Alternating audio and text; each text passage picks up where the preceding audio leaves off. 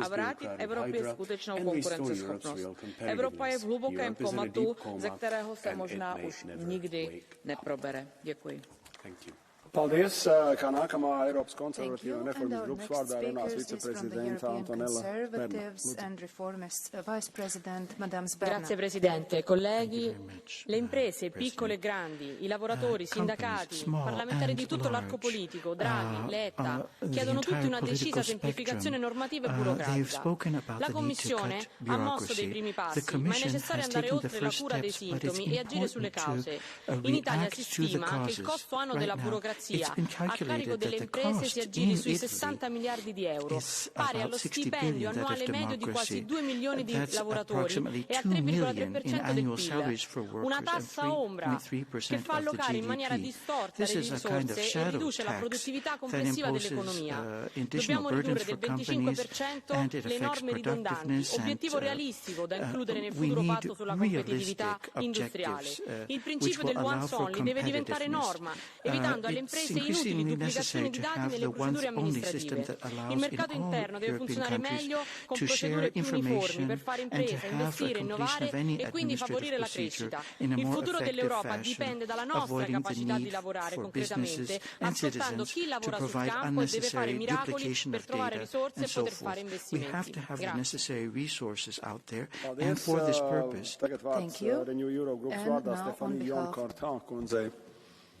Merci, Monsieur le Président, Madame la Commissaire, chers collègues. Plus de 200, c'est le nombre de textes européens adoptés ces 5 dernières années. Plus de 200. Si l'Union européenne a voulu protéger ses acteurs par la réglementation, cette approche a été finalement assez contre-productive. Aujourd'hui, ce millefeuille réglementaire est lourd et très indigeste pour les Européens. Pour les PME, qui représentent 99% des entreprises européennes, la charge administrative est un obstacle à leur développement et à leur innovation, et pour les citoyens, trop d'informations tue l'information, on ne peut pas leur demander de lire une centaine de pages avant chaque décision financière. L'Europe doit changer de cap, nous devons lui injecter une dose de compétitivité avec des règles plus simples, plus claires, plus adaptées. Les solutions sont déjà là, il s'agit de passer à l'action. D'abord en réduisant la charge administrative de 25% au bénéfice des Européens et ensuite en exigeant à la Commission européenne d'appliquer véritablement la règle de une législation adoptée, une supprimée. Moins de paperasse, plus de simplification, c'est comme ça qu'on libérera notre compétitivité européenne et qu'on mettra concrètement en œuvre les rapports Draghi et Letta. Paldies, vārds zaļo grupas vārdā Jutta Paulus. Madam Jutta Paulus. Vielen Dank, Herr Präsident, Frau Kommissarin, liebe Kolleginnen und Kollegen. Aus meinem früheren Leben als Geschäftsführerin kann ich natürlich etliche Beispiele aufzählen für unnötige Bürokratie. Da muss man irgendwelche Zahlen in Papiere eintragen, die die Steuerbehörde sowieso schon längst hat, die sie eigentlich auch selbst zusammenrechnen können. Da muss man Meldungen machen an irgendwelche statistischen Ämter, die sie eigentlich auch aus makroökonomischen Zahlen durchaus erheben können. Und man wird inspiziert von mehreren Behörden zu ein und derselben Sache, die alle die gleichen Dinge prüfen. Und das kostet natürlich Zeit, das kostet Geld und das kostet vor allem Nerven. Deswegen ich bin sehr dafür, dass wir überflüssige Bürokratie abbauen, dass wir Dinge zusammenführen, die man zusammenführen kann, dass wir Dinge nicht weiter verkomplizieren, wie wir es jetzt leider mit dem Lieferkettengesetz gemacht haben, was nämlich dann auf der nationalen Ebene unterschiedlich ausformuliert werden wird. Herzlichen Glückwunsch für die Unternehmen, die im Binnenmarkt aktiv sind, die dann in Frankreich andere Dinge erfüllen müssen fürs Lieferkettengesetz als in Deutschland oder in Spanien oder in Finnland. Keine gute Idee. Was wir aber erleben, ist, dass unter dem Vorwand des Bürokratieabbaus elementare Gesetzgebung, die dem Erhalt unserer Lebensgrundlagen dient, geschliffen werden soll. Vermeidung von Schadstoffen, Klimaschutz, erhalte Artenvielfalt. Das sind ja keine Luxusprodukte oder Nice-to-have-Punkte. Das ist direkt damit verknüpft mit unserer aller Gesundheit, mit dem Erhalt eines stabilen Klimas und mit dem Erhalt unserer Ernährungssicherheit. Und damit sollten wir nicht spielen. Das gehört nicht zum Bürokratieabbau. Das sind elementare Ressourcen, die wir sichern müssen. Vielen Dank. Making bureaucracy slimmer. These are essential things we have to have. Thank you. Kreiso grupas vārdā es atvainojos, Jussi Saramo vārdā. The left group, Jussi Saramo. Arvoisa puhemies, moni ajattelee Euroopan unionin olevan pelkkää byrokratiaa. Kukaan ei tietenkään halua tarpeetonta byrokratiaa. Mutta vielä vähemmän eurooppalaiset haluavat yhteisten varojemme väärinkäyttöä.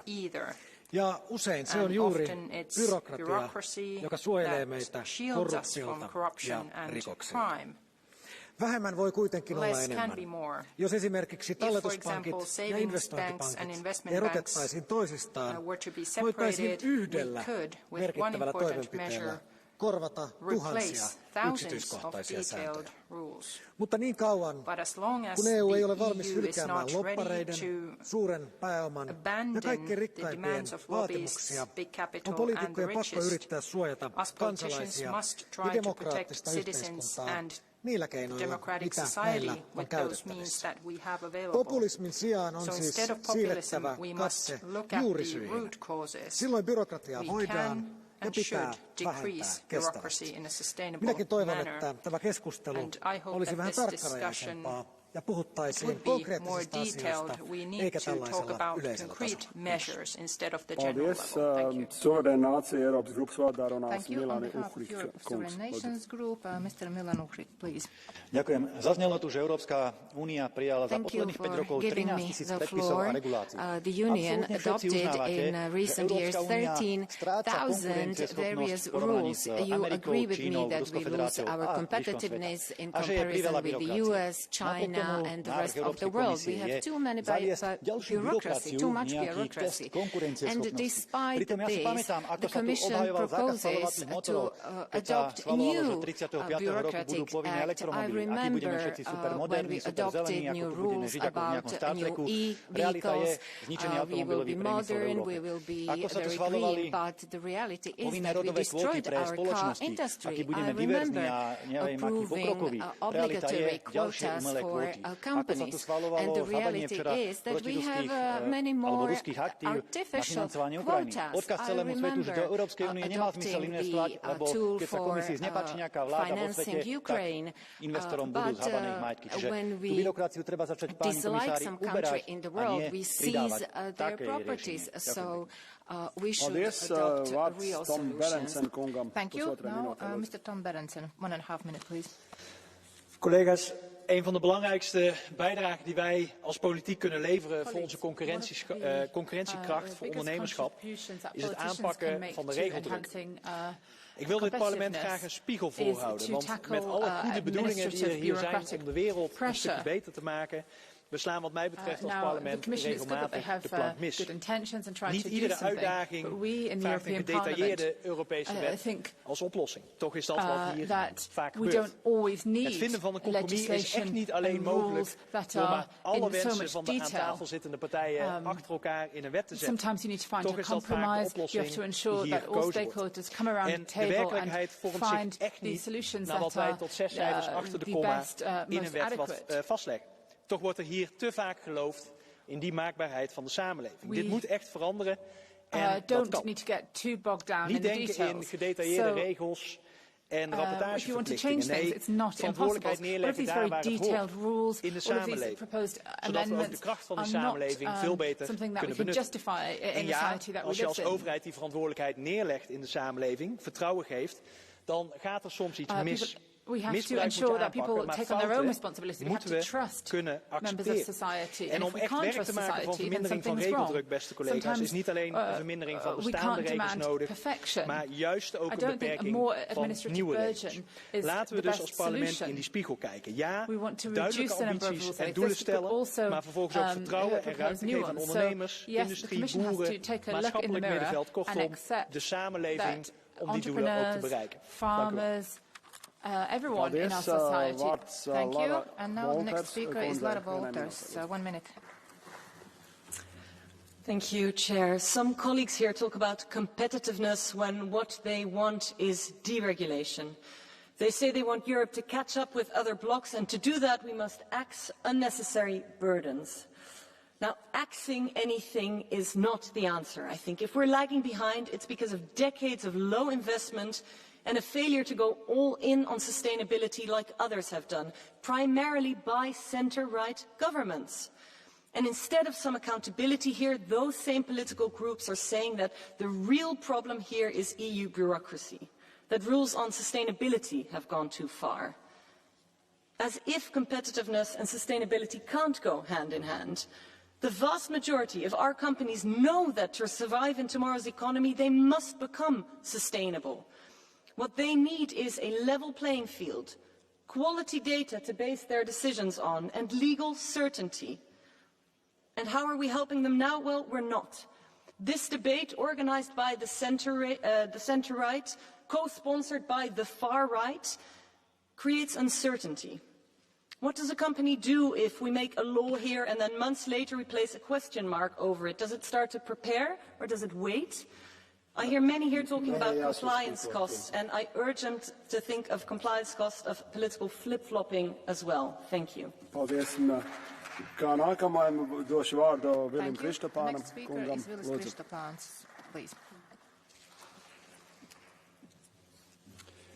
Priekšsēdētāji kungs, kolēģi, Eiropa ir nozagta.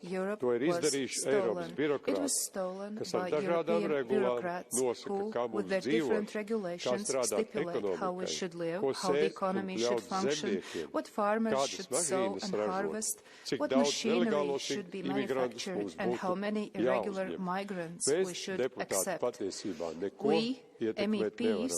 Visu nosaka un rada Eiropas birokrāti. Mēs šeit esam tikai kā balsošanas mašīnas, un ja kādai politiskai grupai ir saprāta balss, tad to nobloķē un ieliek sanitārajā koridorā. Tagad mēs kā lielu uzvaru pasniedzam atmežošanas regulas atlikšanu. Paši pieņemam, paši atliekam. Manuprāt, diezgan dīvaina rīcība. Šo regulu vispār nevajadzēja pieņemt, jo tā nogalina mūsu ekonomikas un mežu konkurētspēju.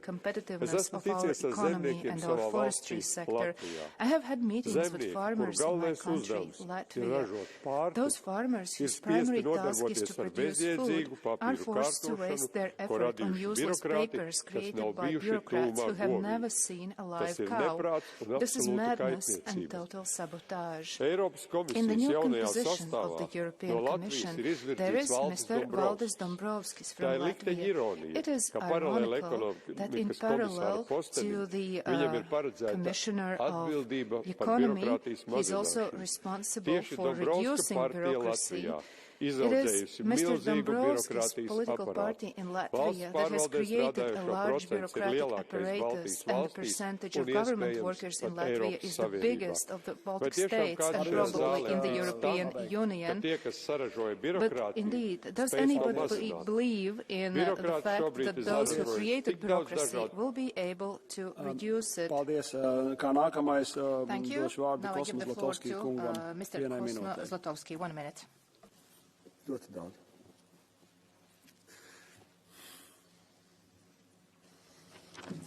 Panie Przewodniczący, Szanowni Państwo, celem regulacji powinna być ochrona obywateli i przedsiębiorstw. Przeregulowanie europejskiej gospodarki stało się jednak zagrożeniem i ciężarem dla rozwoju i innowacyjności. Produkcja w strategicznych sektorach, takich jak substancje czynne i leki, stal i materiały budowlane, przemysł stoczniowy i motoryzacja ucieka od lat z Europy z powodu biurokracji i niemożliwych do spełnienia norm. Komisja Europejska, argumentując, że kolejne unijne przepisy są remedium na każdy problem, tak naprawdę pragnie rozszerzać swoje kompetencje kosztem państw członkowskich. Nadmierne wymagania i skomplikowane procedury ograniczają potencjał oraz konkurencyjność europejskich firm, szczególnie małych i średnich przedsiębiorstw.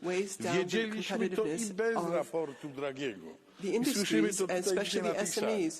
Skoro mamy diagnozę, musimy przystąpić do leczenia otwórznych usług. Odbudujmy przemysł farmaceutyczny. Porzućmy zabójczą dla konkurencyjności i dla zdrowego rozsądku politykę klimatyczną i przestańmy odstraszać inwestycje w sztuczną inteligencję. Dziękuję.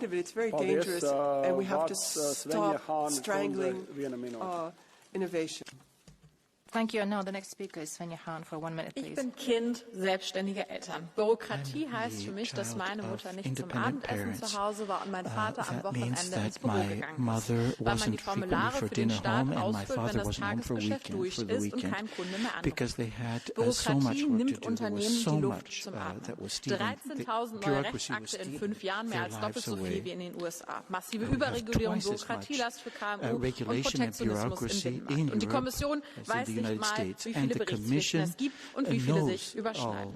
Jetzt müssen alle Gesetze auf dem Prüfstand. Welche sind praxisfern in der Umsetzung, wie die Entwaldungsverordnung oder das Lieferkettengesetz? Welche laufenden Vorhaben zieht man besser ganz zurück, wie die Zahlungsverzugsverordnung? Und wir brauchen auch eine Fastenkur für neue Gesetze. Und wenn doch neue kommen, dann bitte nur, um echte Lücken zu schließen nach einer Folgenabschätzung. Und gerade bei den digitalen Gesetzen brauchen wir erstmal eine pragmatische Umsetzung der neuen Regeln.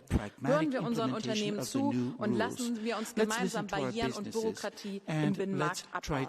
Für mehr Wettbewerbsfähigkeit und Wirtschaftswachstum.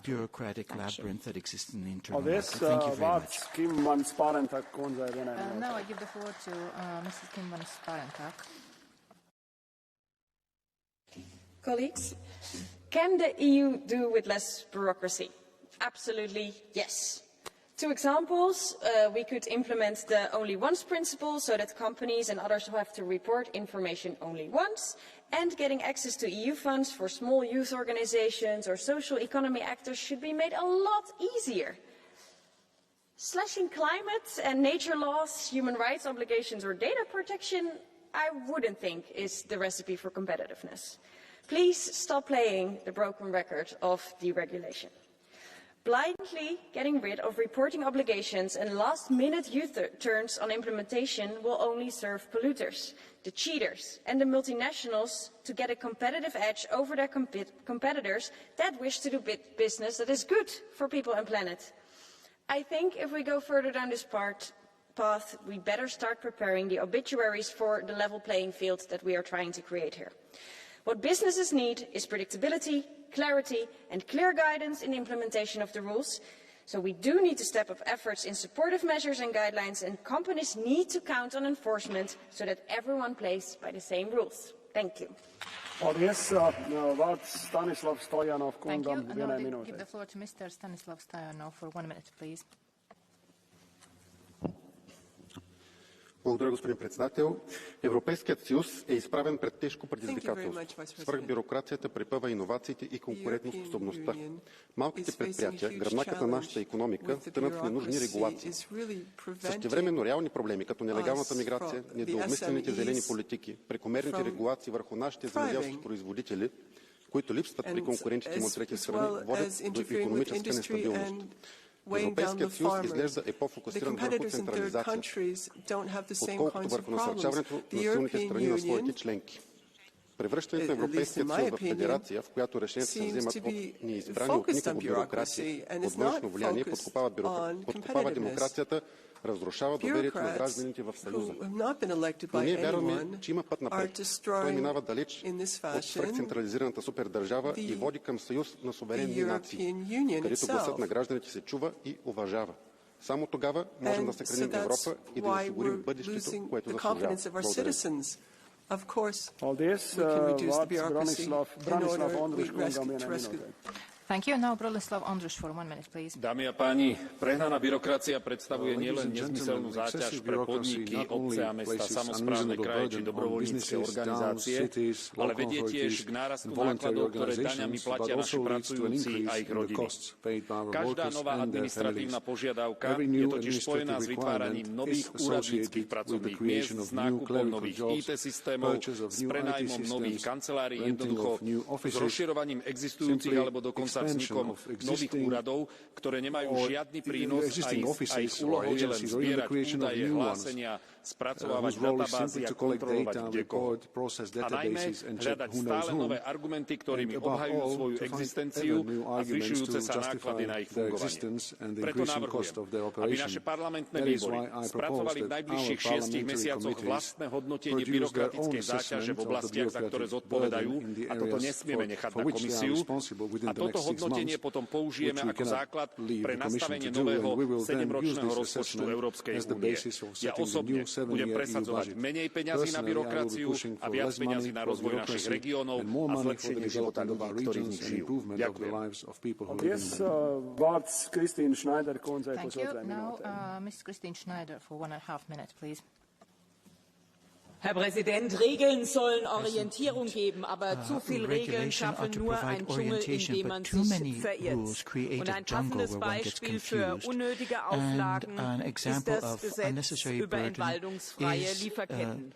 Das Ziel des Gesetzes ist, die illegale Abholzung zu bekämpfen. Aber mit einem Dschungel von Vorschriften und Dokumentationen schießt es völlig über das Ziel hinaus und gefährdet Arbeitsplätze. Ich wähle dieses Beispiel bewusst, weil wir gerade aktuell über dieses Gesetz diskutieren. Denn diejenigen, die es umsetzen müssen, teilen das Ziel, den Waldschutz voranzubringen und den Waldschutz zu stärken, aber sie verzweifeln an der Umsetzung. Das sind zum Beispiel die Kaffeebauern in unseren Entwicklungsländern, aber es ist auch der Bäcker und der Möbelhändler bei uns um die Ecke.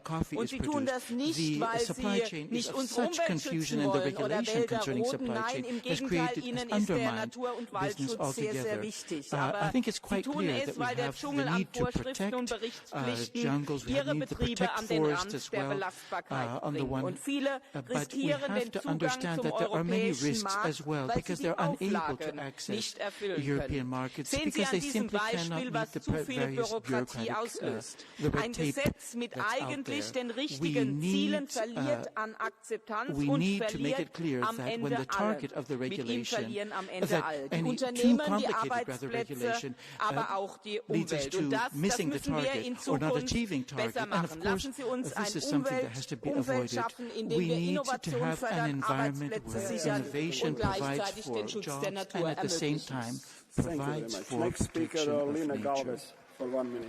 Thank you. And the next speaker is Ms. Lena Galvez. Comisaria, el AGI y los socialistas estamos de acuerdo que necesitamos ser más competitivos y que la innovación debe ser clave para contribuir a soluciones que nos harán menos dependientes y permitan desarrollar nuestra industria manteniendo nuestro modelo social. También compartimos que debemos eliminar barreras regulatorias y administrativas que fragmentan el mercado único, limitan la inclusión de la ciudadanía o de las pequeñas y medianas empresas.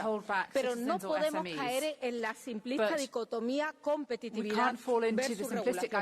Y sobre todo, no podemos justificar con la simplificación administrativa medidas que supongan un retroceso en los grandes avances conseguidos en la condicionalidad medioambiental, la social, y me alegro que esté aquí la comisaria de igualdad, tampoco en la igualdad de género. No podemos dejar nuestro compromiso con la igualdad de género diciendo que de esa manera vamos a tener menos regulación o menos trabajo administrativo.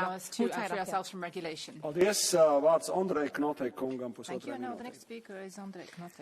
Thank you, Chair. Commissioner, for how long are we going to pretend that the system is under control? I have a feeling that for years the Commission didn't listen to companies, and if Commission listened, then only to the voices they like. EU has become a regulatory monster, high quantity and lower quality. To be honest, also the European Parliament has its contribution to this fact. We shall not undermine this. Before being elected in 2019, I have been a quality manager in industry. I was responsible to implement European directives and regulation into the real shop floor. And the aim of the regulations were GMP, good management practice. But in the result, for the companies, it was as well GMP, but different, generate more paper. And this cannot go on like this. Since 2019, in the US, there has been 3,000 pieces of legislative acts. In EU, 12,000 or even more, 13,000, someone referred. It's not possible. So we have maybe like last few 1 or 2 years to fix this. Uncompetitive energy prices, bureaucracy, we are talking now, and investment uncertainty.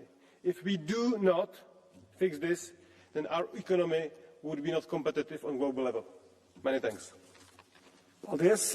Vārds Steven Bartulice kungam vienai minūte.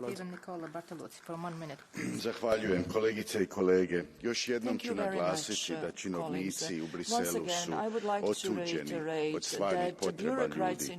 Imaju ambiciju mikroupravljati svakodnevnim životima milijuna ljudi. Nisu izabrani I nikome ne odgovaraju. Postali su sami sebi svrha, nažalost. Najosnovnije pitanje nije što je najbolje, nego zapravo tko će odlučiti što je najbolje. Međutim, ima znakova da se Europa budi. Demonstracije koje smo vidjeli od poljoprivrednika upućuje na to. Rekli su da je dosta. U praksi, stručnjaci koji smiju dati svoje mišljenje oko prijedloga novih zakona, to smiju samo ako nisu u suprotnosti sa postulatima nove klimatske religije. Treba jasno reći da zelena agenda ugrožava radna mjesta I blagostanje u Europi. I na kraju poruka ribarima, sve ću učiniti zajedno sa europskim konzervativcima I ustrajeću u tome da se provedu politike koje idu vama na ruku, koje vama olakšavaju život I koje su u skladu sa zdravim razumom. Hvala.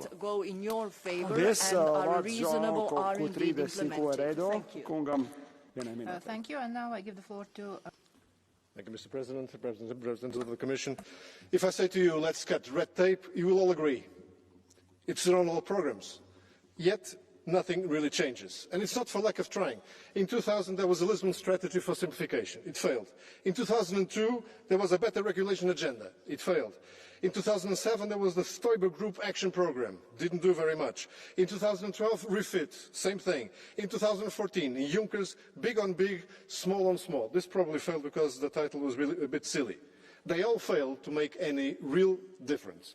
Because the member states resist and gold-plate European legislation. Because our own EU bureaucrats are afraid of losing power. Because our own legislative process favours the regulatory Christmas tree where everybody puts something on it. And frankly, because we as MPs are failing at our jobs. Not only are we not simplifying, we are complicating things further. So why should this attempt this time be different? Because if we fail again, things that are important will fail too, and people will suffer in their daily lives. Help to Ukraine will come too late. Houses will take too long to build and cost too much. Renewables installation will take too long and cost too much. Cross-border rail links will take too long and cost too much, as will cross-border energy grids, etc., etc., etc., and we'll never bridge the gap to the US. So, do we want to get re-elected? Because that is what it takes. May I conclude? I will now finish, Mr. President. You want to get re-elected? Let's do something about this now. Thank you. We are not speaking about elections now, so sorry. Next speaker, Marie Toussaint, for 1 minute. Collègues de droite et d'extrême droite, vous avez demandé ce débat sur la bureaucratie et la compétitivité pour sonner une nouvelle fois la charge contre les droits sociaux et environnementaux. Parce que, disons-le-nous franchement, ce n'est pas la complexité administrative qui vous importe, mais la préservation d'un modèle économique à bout de souffle. Quand vous dites compétitivité, j'entends délocalisation et destruction d'emplois. Vous dites charge administrative, j'entends destruction de la nature au nom du profit. Vous prétendez avoir le monopole de la sagesse économique. Mais les lois de l'économie ne sont pas au-dessus des lois de la nature. Vous avez en réalité une véritable obsession pour un modèle économique qui rime avec la destruction de la nature, des droits sociaux et culturels, des solidarités traditionnelles et parfois même des vies humaines. Au fond, vous n'en avez que faire de cette indispensable simplification qui permettrait d'améliorer la vie des Européennes et des Européens. Vous êtes les artisans même de ce millefeuille, de cette bureaucratie administrative mise en place pour surveiller les plus pauvres, les étrangers, les associations ou encore les entreprises en insertion. Alors pour résumer mon propos, nous ne nous laisserons pas défaire les droits sociaux et détruire la nature avec une prétendue simplification qui n'est autre chose que le masque de la violence humaine. Next speaker, Anja Arndt, for 1 minute. Heute geht es die organisierte Zerstörung unserer wirtschaftlichen Lebensgrundlagen. Endlich wird die Alarm geschlagen. Selbst Draghi hat vor 2 Wochen vor einer Massenarmut in der EU gewarnt, ja vor einer Massenarmut aufgrund des Regulierungswahns hier in der Europäischen Union. Alleine in den letzten 5 Jahren wurden 13.000 Rechtsakte hier erlassen. Davon sind viele nur unter größtem Aufwand umsetzbar. Ein einziges Beispiel. Der Kaffeeverband in Deutschland hat berechnet, dass allein die manuelle Eingabe für die neue Entwaldungsverordnung APC 160.000 Stunden benötigt. Nur das Eintippen. Alles gehört hier auf den Prüfstand. Wir können so nicht mehr weitermachen. Das Ziel einer nachhaltigen Entwicklung auf der Grundlage einer wettbewerbsfähigen Marktwirtschaft wurde komplett verfehlt. Deutschland braucht die AfD und die Europäische Union braucht die ESN. Thank you. Next speaker is Katarina Rotneveďalová.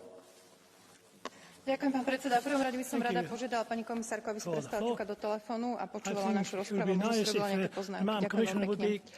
Hovoríme tu dnes o tom, ako zrušiť byrokraciu, takže možno, že by sme sa mohli trošku viac počúvať. Hovoríme o tom veľmi dlho, ja sa pamätám o simplifikácii, zjednodušovaní byrokracie, hovoríme minimálne 20 rokov v tejto Európskej únii. Možno tá debata, ktorú plánuje Rada, urobiť o tom, že by sme konečne zjednodušili verejné obstarávanie v Európskej únii, by mohla byť zaujímavým začiatkom.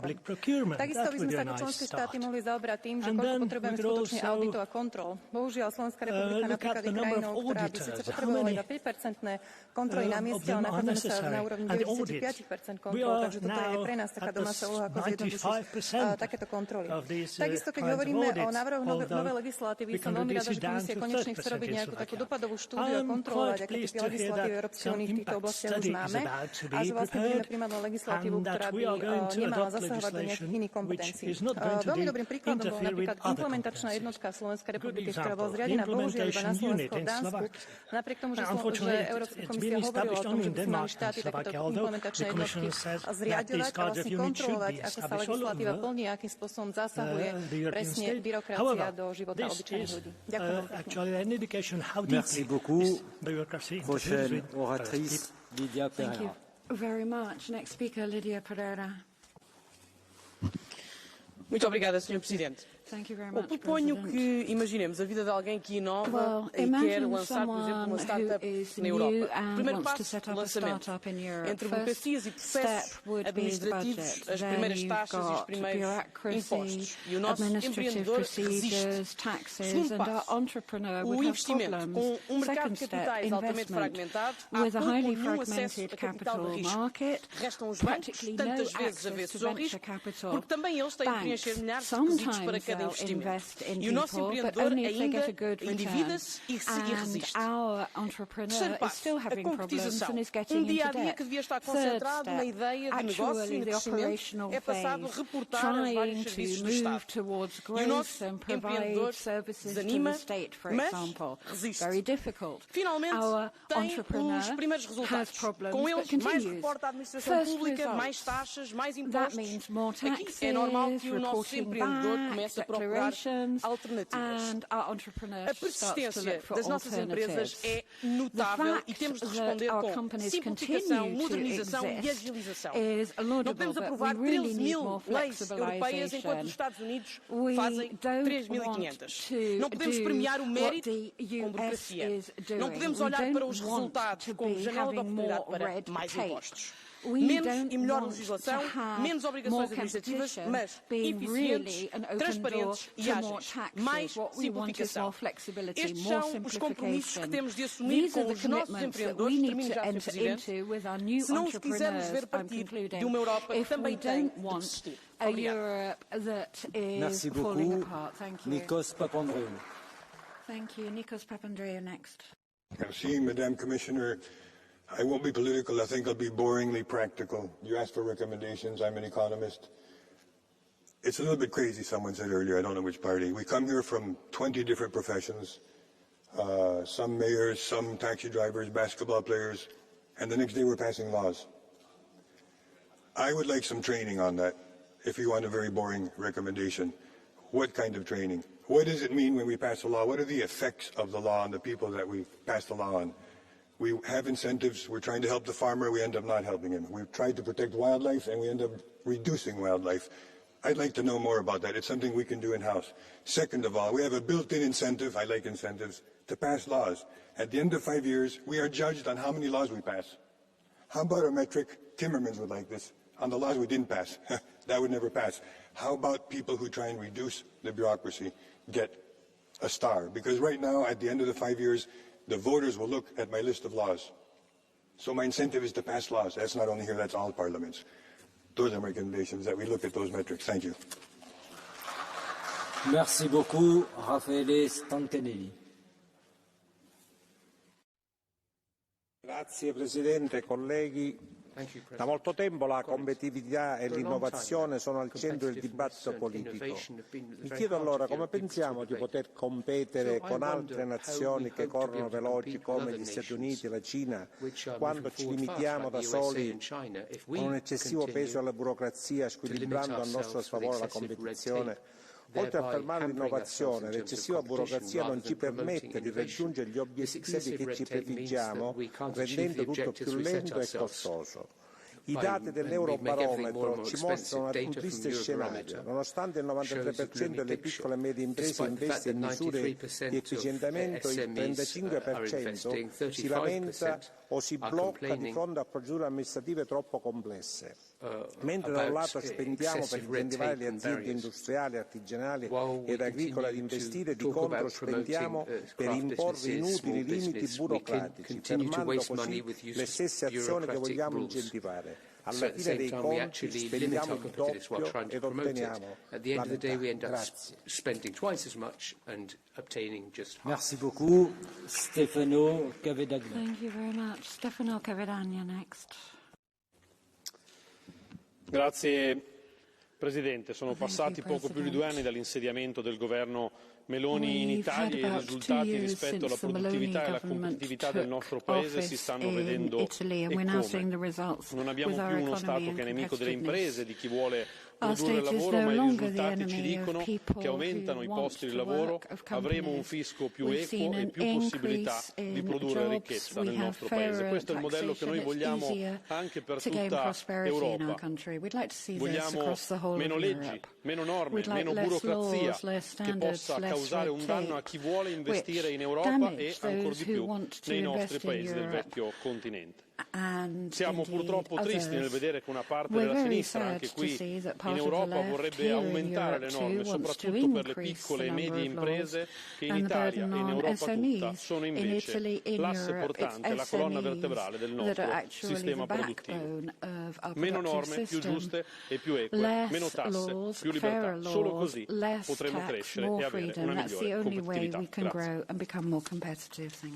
Merci beaucoup, Catherine Colmini. Thank you very much. Catherine Colmini now. Dear Chair, bureaucracy paralyzes competitiveness in the EU and weakens us in the global market. According to Draghi's report, over 60% of the enterprises in the EU consider the regulation an obstacle to investments, and over half of the small and medium-sized enterprises consider regulation and administrative burden to be their biggest challenge. We have lagged behind the United States in this matter, and if we don't deregulate, the split will evolve. For example, in the field of technology, only 4 of the world's 50 largest technology companies are European. Usually, the governments and even the Commission always wants less bureaucracy, but then nothing happens. Quite the contrary. I believe it is more a question of culture and a way of doing things. Do we offer the businesses a possibility to prosper, or do we regulate them out of business? Merci, Miroslava Nikiel. Thank you, Miroslava Nikiel now. Dziękuję bardzo Panie Przewodniczący, Pani Komisarz. Biurokracja to hamulec ręczny, na którym jadą przedsiębiorcy, a wraz z nimi cała unijna gospodarka.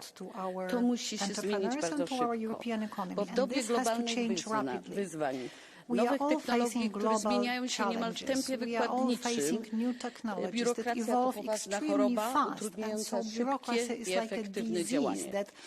Unijna gospodarka jest przeregulowana.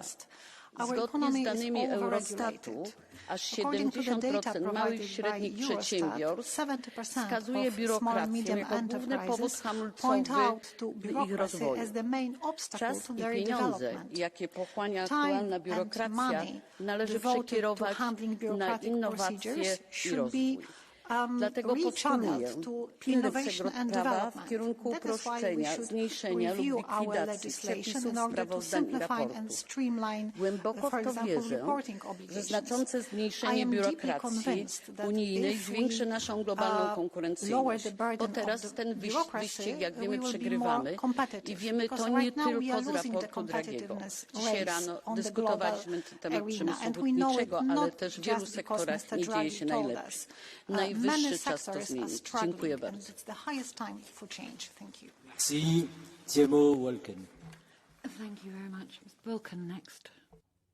Sehr geehrter Herr Präsident, vielen Dank, liebe Kolleginnen und Kollegen. Eins ist doch völlig klar.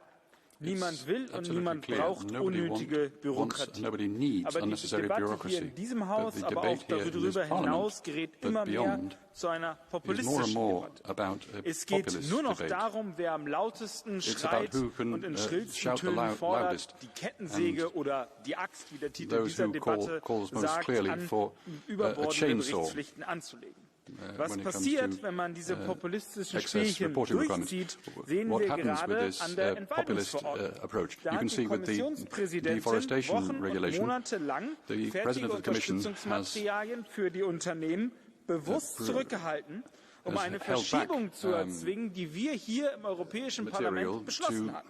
Das kann doch nicht der Ernst von Frau von der Leyen sein, einerseits zu behaupten, man will Bürokratie abschaffen, andererseits die notwendigen Umsetzungsschritte der Gesetze zu verhindern. Und ich habe Sorge, dass das für andere Gesetze, wie zum Beispiel im Lieferkettengesetz, jetzt wieder passieren wird. Und deswegen lassen Sie uns zurückkehren zu einer faktenbasierten und nicht populistischen Debatte. Vielen Dank.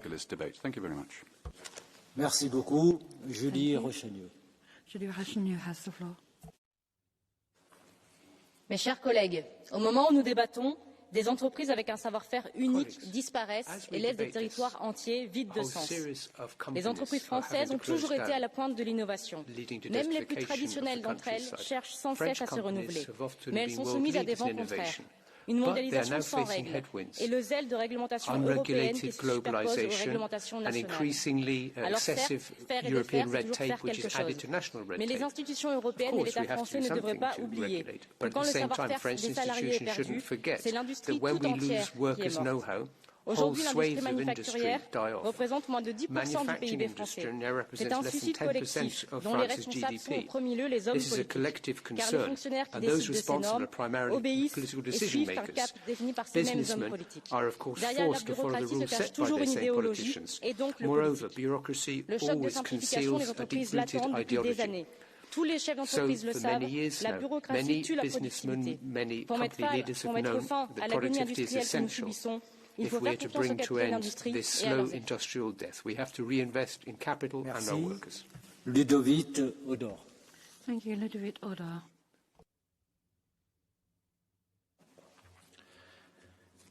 Dear Vice President, Commissioner, colleagues, for many of our voters, Brussels is a synonym for bureaucracy. This is problematic for at least two reasons. First, it helps populist and far-right parties to attack the Union and overshadows important achievements at the EU level. Second, it creates unnecessary burden for our companies, and we are losing the global race, especially in the area of the digital transformation. But what can we do? I strongly support quantitative targets to decrease the unnecessary burden, one-in, one-out rules, sunset clauses, or mandatory regulatory impact assessment. But it is still not enough, because our benchmark is still the status quo. We should change that. We should follow best practices at the global level, design optimal environments for innovation from scratch, testing zones, and maybe also 28 regimes. Otherwise, we really risk finding ourselves in an old joke. If it moves, tax it. If it keeps moving, regulate it. And if it stops moving, subsidize it. Thank you. Merci beaucoup. Aura Sala. Thank you very much. Madam Sala has the floor. Europe, we are losing this game. We need to stop giving big speeches on Europe's competitiveness and wanting to have European digital champions if we suffocate them with regulation at the same time. Regulatory burden, uncertainty and lack of capital to grow are among the reasons for companies to leave the EU. We must enable and not restrict use of data. We are losing our best and most promising companies to more agile markets. Finnish innovative startup Solar Foods is struggling to launch their products here due to our heavy approval processes. Dutch digital champion Booking.com slams the EU over dumb regulation. We must streamline, cut and simplify, and remember that the devil is in the details. We need to hold the new Commission accountable and make sure they don't propose any new regulations in the field of digital. With concrete actions, we need to make the EU a place where innovation thrives and not dies under the paperwork. Thank you. Merci. Merci, Jorge Martin Frias. Mr. Martin Frias, next speaker. Señorías, la señora von der Leyen ha prometido reducir la burocracia en un 25% a las empresas y en un 35% a las pymes. Pero, ¿qué burocracia va a reducir la señora von der Leyen con el reglamento de servicios digitales que hagan el papeleo a pymes y empresas? ¿Qué burocracia va a reducir la señora von der Leyen con la directiva sobre informe de sostenibilidad corporativa, que obliga a más de 50.000 empresas a cumplir con disparatados informes como los ambientales, sociales y de gobernanza? ¿Qué burocracia va a reducir la señora von der Leyen con la nueva estrategia industrial europea, que añade más y más normativas impidiendo la competitividad de las empresas? No nos engañemos, señorías. La Comisión no va a reducir la burocracia ideológica. La va a multiplicar en su empeño por hacer de las empresas y pymes una pieza más de las agendas que conducen y condenan a la pobreza a los europeos. Lo que necesitan las empresas y pymes, señorías, es menos interferencia y planificación soviética y más libertad. Muchas gracias. Merci beaucoup, Angelika Niebler. Thank you very much, Angelika Niebler. Vielen Dank, Herr Präsident, Frau Kommissarin, liebe Kolleginnen, liebe Kollegen. Wenn die Bürokratie die Oberhand gewinnt, bleibt der Fortschritt auf der Strecke. Diese Aussage von Franz Josef Strauß hat nichts an Aktualität verloren. Im Gegenteil. Unsere Unternehmen sind innovativ, sind fähig, Fortschritt zu gestalten, wenn wir sie denn lassen. Doch daran, liebe Kolleginnen und Kollegen, fehlt es eben. Unsere Unternehmen ersticken in bürokratischen Auflagen, in Berichtspflichten, in Dokumentationspflichten. Taxonomie, Nachhaltigkeitsberichterstattung, Lieferkettengesetz, Ökodesignverordnung, Entwaldungsverordnung, Regeln zur Kreislaufwirtschaft, Regeln zu Verpackungen, um nur einige zu nennen. Dann kommen noch hinzu die sogenannten Ausführungsbestimmungen in den delegierten Rechtsakten, weitere Detailvorgaben, Hunderte von Seiten mit Vorgaben, die unsere Unternehmen umsetzen müssen. Das ist ein regulatorischer Overkill. Ich glaube, wir müssen radikal umsteuern. Wir brauchen eine Kehrtwende. Wir müssen unser gesamtes Regelwerk auf den Prüfstand stellen. Und, liebe Kolleginnen und Kollegen, wir müssen auch den Mut haben, unnötige Regelungen einfach mal abzuschaffen. Herzlichen Dank. Merci beaucoup, Susanna Ceccardi. Grazie Presidente. Ogni ora spesa a ricercare documenti, compilare moduli, trasmettere certificazioni, fare la fila allo sportello è un'ora sottratta all'innovazione, alla ricerca e allo sviluppo. In Italia la burocrazia ruba 312 ore a ogni piccola e media impresa. Il problema in un continente in cui le piccole e medie imprese sono il 99% del totale è comune comunitario. La più elefantiaca delle burocrazie che ricade su imprenditori e cittadini è proprio qui, a Strasburgo e a Bruxelles. Vi faccio solo un esempio. non riguarda le imprese ma le persone fragili. In Toscana, la mia regione, le risorse per il progetto Vita Indipendente destinate ai disabili sono passate da una linea di finanziamento regionale a quella del Fondo Sociale Europeo. A causa di questa modifica, chi percepisce contributi sarà obbligato a partecipare a un nuovo bando che comporta la cancellazione delle graduatorie esistenti, la richiesta di nuova documentazione di valutazione, licenziamento di collaboratori assunti in attesa che venga forse accettata la nuova richiesta. E il disabile che non ha soldi cosa fa? Non riesce a rifare tutta la trafila, la documentazione, perde il collaboratore. E quindi dove va? A casa del governatore Gianni o da Ursula von der Leyen? Merci beaucoup. Isabella Tovaglieri. Thank you. Next speaker, Isabella Tovaglieri. Colleghi, in questi anni avete stabilito la lunghezza minima delle vongole, il calibro standard delle mele e il diametro minimo dei limoni. Noi ci siamo sempre opposti inascoltati a queste assurde norme autolesioniste che però costano alle piccole imprese quasi 100.000 euro e alle medie imprese oltre 700.000 euro. Risorse preziosissime che vengono sottratte all'innovazione e allo sviluppo in un momento cruciale per la competitività dell'Europa. E quindi con che coraggio oggi venite a parlarci di sburocratizzazione dopo che avete incoraggiato il delirio di onnipotenza dei vostri burocrati che in maniera maniacale hanno normato ogni singolo aspetto del settore produttivo. Chi sa fare fa e chi non sa fare norma, però l'Italia è piena di eccellenze che sanno fare anche bene. Allora l'Europa faccia l'Europa solo dove serve, lasci invece le imprese libere di operare senza inutili zavorre normative. Solo così potremo superare e vincere le sfide della globalizzazione. That's the only way we can compete and win the challenges of globalization. Thank you very much. Last speaker is Barbara Bonte. Beste voorzitter, collega's, de EPP roept op om de bijl te zetten in de overmatige regelgeving, iets waar ik alleen maar kan achterstaan. Maar wie leidt de Europese Unie al decennia lang? Juist, de EPP zelf. Mevrouw von der Leyen stelt dat de rapportageverplichtingen met een kwart moeten worden verminderd. Maar wie heeft die absurde verplichtingen ingevoerd? Precies, de commissie onder leiding van EPP'er von der Leyen. Ik heb het gevoel, collega's, dat de pyromaan nu brandweerman komt spelen. Collega's, de overregulering is diep geworteld in het DNA van de Europese Commissie. We hebben dus radicale veranderingen nodig om de macht van de bureaucraten te breken en de regeldrift te stoppen. Ten eerste, geef nationale parlementen een vetorecht op de EU-wetgeving. Geen dictaten van bovenaf meer. Ten tweede, neem het initiatiefrecht af van de commissie en geef het aan de raad. En ten derde, hou grote kuis in de bestaande regelgeving en draai vooral de Green Deal terug. Het is meer dan tijd om de controle terug te nemen en de overregulering uit te roeien. Merci beaucoup. Nous arrivons au terme de ce débat. Je donne la parole à Madame la Commissaire Elena Dalli.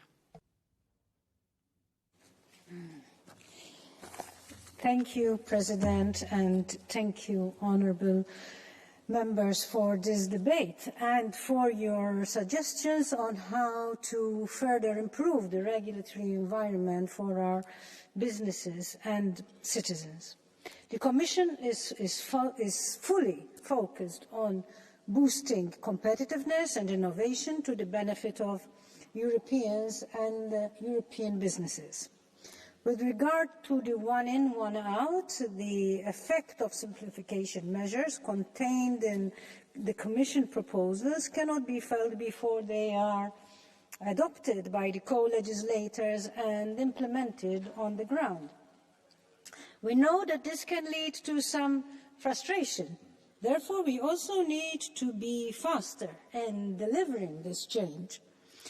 While simplification measures have been taken and will bear fruit, we need to find a way to work together to prioritise burden relief that can take rapid effect. In the 2024-2029 political guidelines, the President announced important ways to achieve this for for this as part of the new plan to boost Europe's sustainable prosperity and competitiveness. So this shows that burden reduction, simplification and implementation will remain a top priority for us. Thank you. Merci beaucoup, Madame la Commissaire Dalli. Thank you very much, Commissioner Dalli. Le débat est à présent clos. Et l'ordre du jour appelle la présentation du rapport annuel de la Cour des comptes 2023. Et nous avons le plaisir d'accueillir cet après-midi au sein de notre Parlement le président de la Cour des comptes européenne, Tony Murphy, pour la présentation de votre rapport attendu. Et j'ai le plaisir de vous donner immédiatement la parole pour 5 minutes, Monsieur le Président.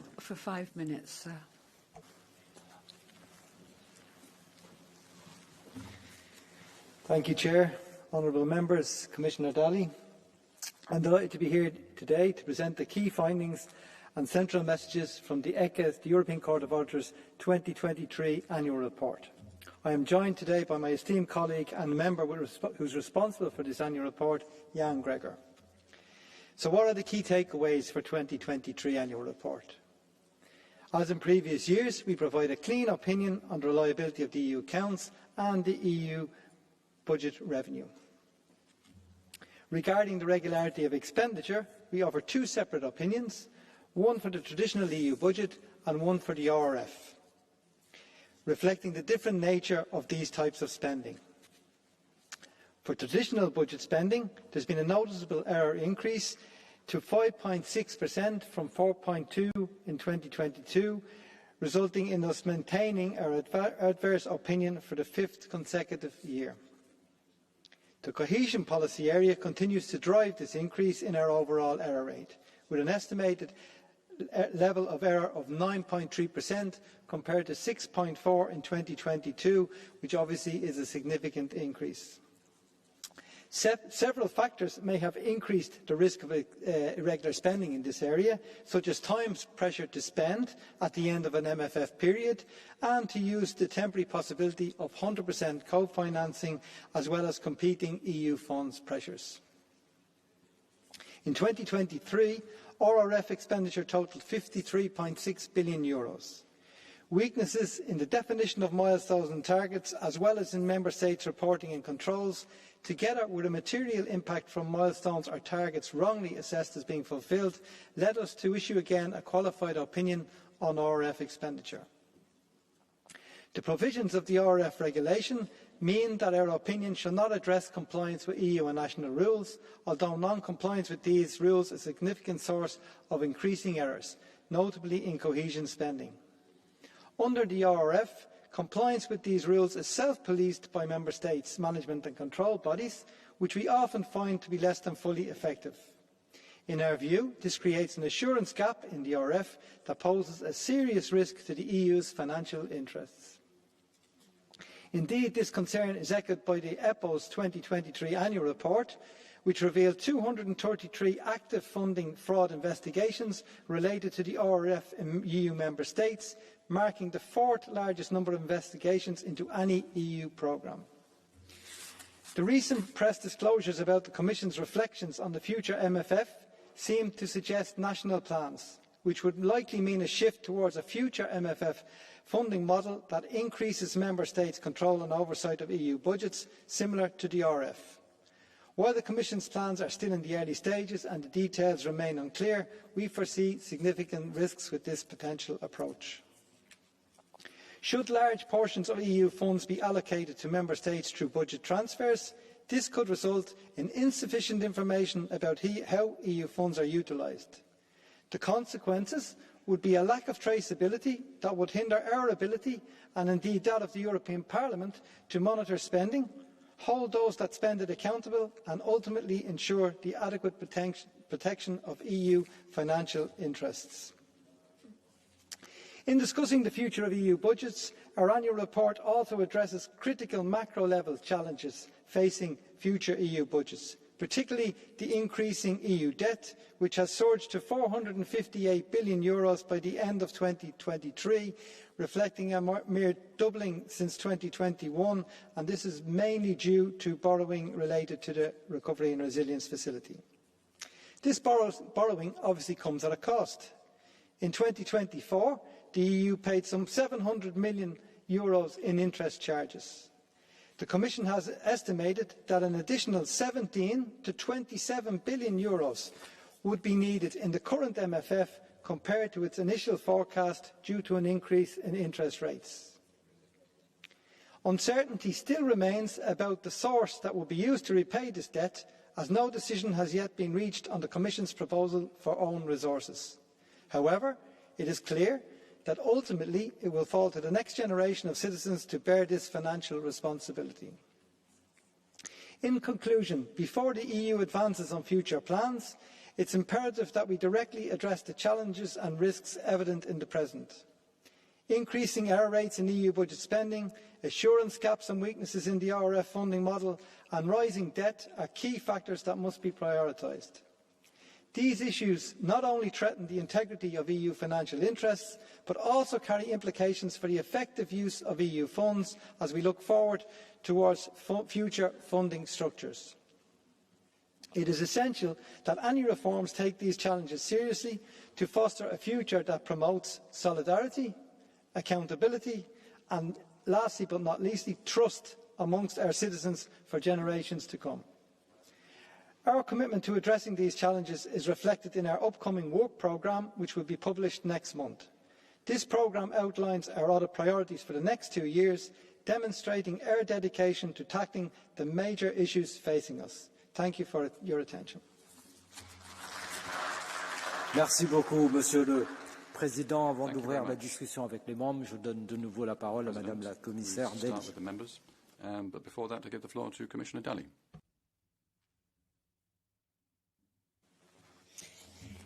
Thank you, President. Dear honourable members, dear President of the European Court of Auditors, I thank you for the invitation and for giving the Commission the opportunity to comment on the Court of Auditors 2023 annual report. The crises and emergencies that the European Union budget has been called to address over the last years put our budget under considerable pressure. 2023 was no exception, of course. In this context, like in previous years, the Court has provided a clean opinion on the EU accounts, concluding that our figures are complete and reliable.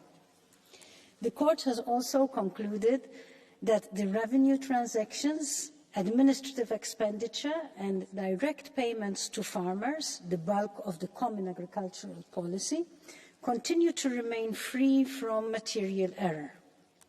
However, as we have just heard from President Murphy, the Court has maintained its adverse opinion on legality and regularity of expenditure under the multi-annual financial framework and has provided a qualified opinion on the Recovery and Resilience Facility for 2023.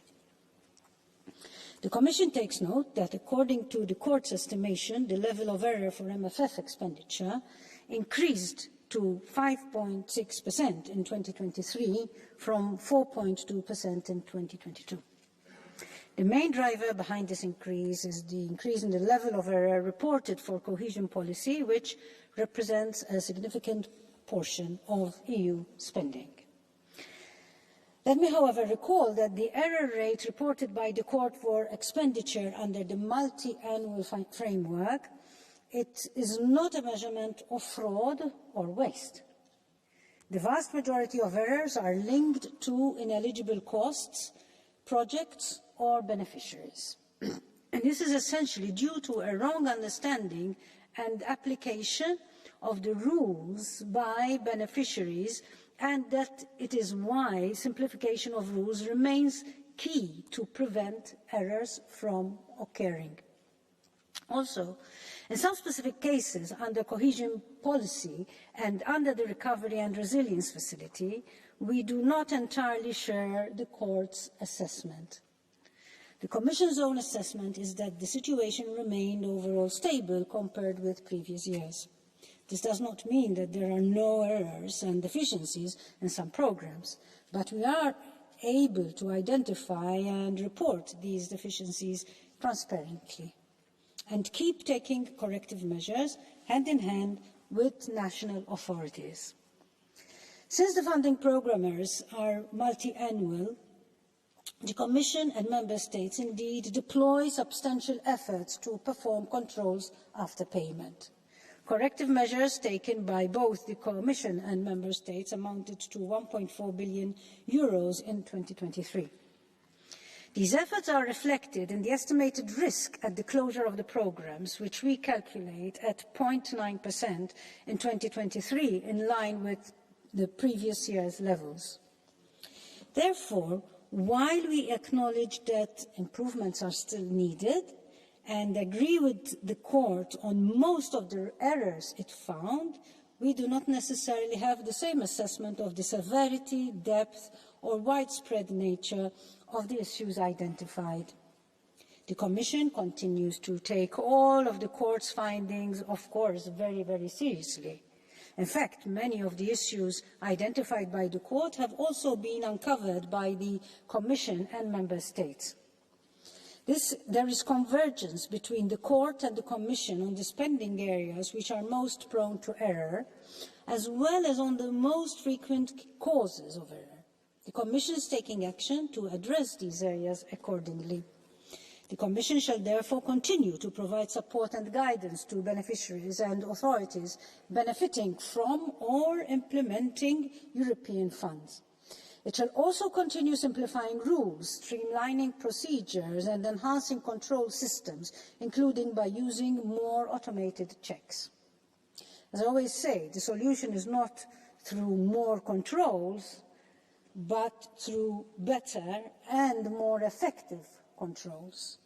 So the Commission remains committed to proactively discussing with the Court how we can best reconcile our respective assessments and reach a common ground while preserving each other's role and prerogatives. Thank you.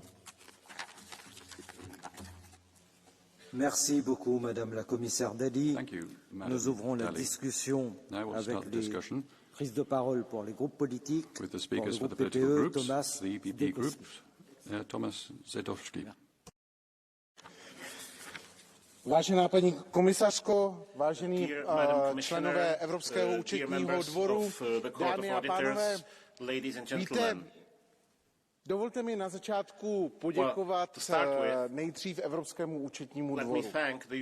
Jeho standardy v oblasti auditu jsou velmi vysoké a já moc krát děkuji, že nás reprezentuje takovéhle těleso v Evropské unii, které se snaží právě svou metodiku srovnat s mezinárodně uznávanými standardy ve všech vyspělých zemích světa. Evropský účetní dvůr tvrdí, že míra chybovosti rozpočtových výdajů je 5,6%. Evropská komise oproti tomu tvrdí, že pouze 2%. A my členové kontrolního výboru máme pak dávat absolutorium Evropské unie. Tato situace je neudržitelná. Už léta komise slibuje, For many years now, the Commission has been promising to aligning its error rate methodology with that of the Court of Auditors. For many years now, the European Commission has been promising to get the situation right, but still nothing has happened. Aby si Evropská komise uvědomila, we simply need the Commission to realize that the money it gives out in its annual budget disappears somewhere, and often we don't know where. Které nikam nevedou.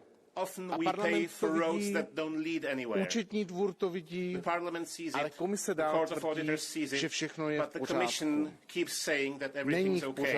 It's not. A my chceme, aby se Vlastně na základě této diskuze i komise zamyslela a změnila to, protože současný stav považujeme dlouhodobě za neudržitelný. Děkuji za pozornost. Thank you very much. Merci beaucoup, chers collègues. Pour le groupe socialiste et démocrate, José Cepeda. And Democrat Group, José Cepeda. Presidente, muchas gracias, señora Dalli. Un placer compartir este debate con ustedes. También quiero agradecer al Tribunal de Cuentas, al señor Tony Murphy, en concreto al señor McGregor, que ha hecho este informe tan óptimo y, desde luego, con el que, en buena medida, nos parece que es una labor imprescindible en el trabajo de las cuentas de la Unión Europea.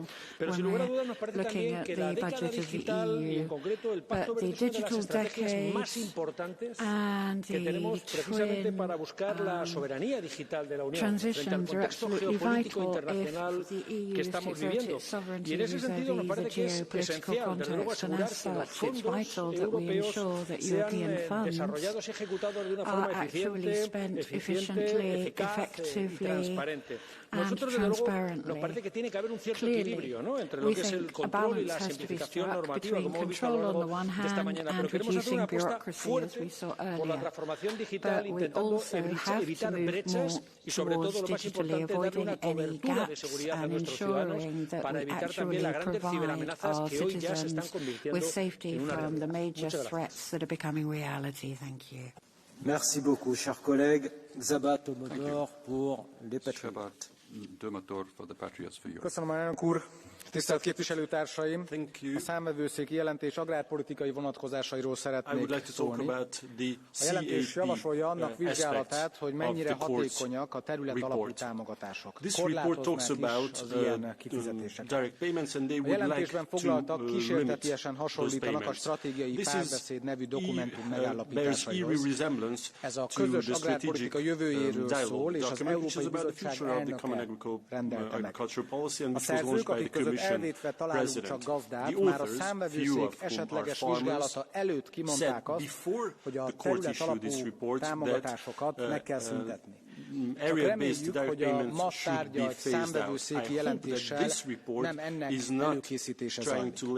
Ha a számvevőszék felülvizsgálat alá vetné a terület alapú támogatásokat, akkor saját magának is ellentmond, ugyanis a számvevőszék maga állapítja meg, hogy az agrártámogatások közül épp a terület alapú támogatások között a legalacsonyabb a kifizetési kockázat. 1,5%-os, szemben a vidékfejlesztési támogatások közel 3%-ával.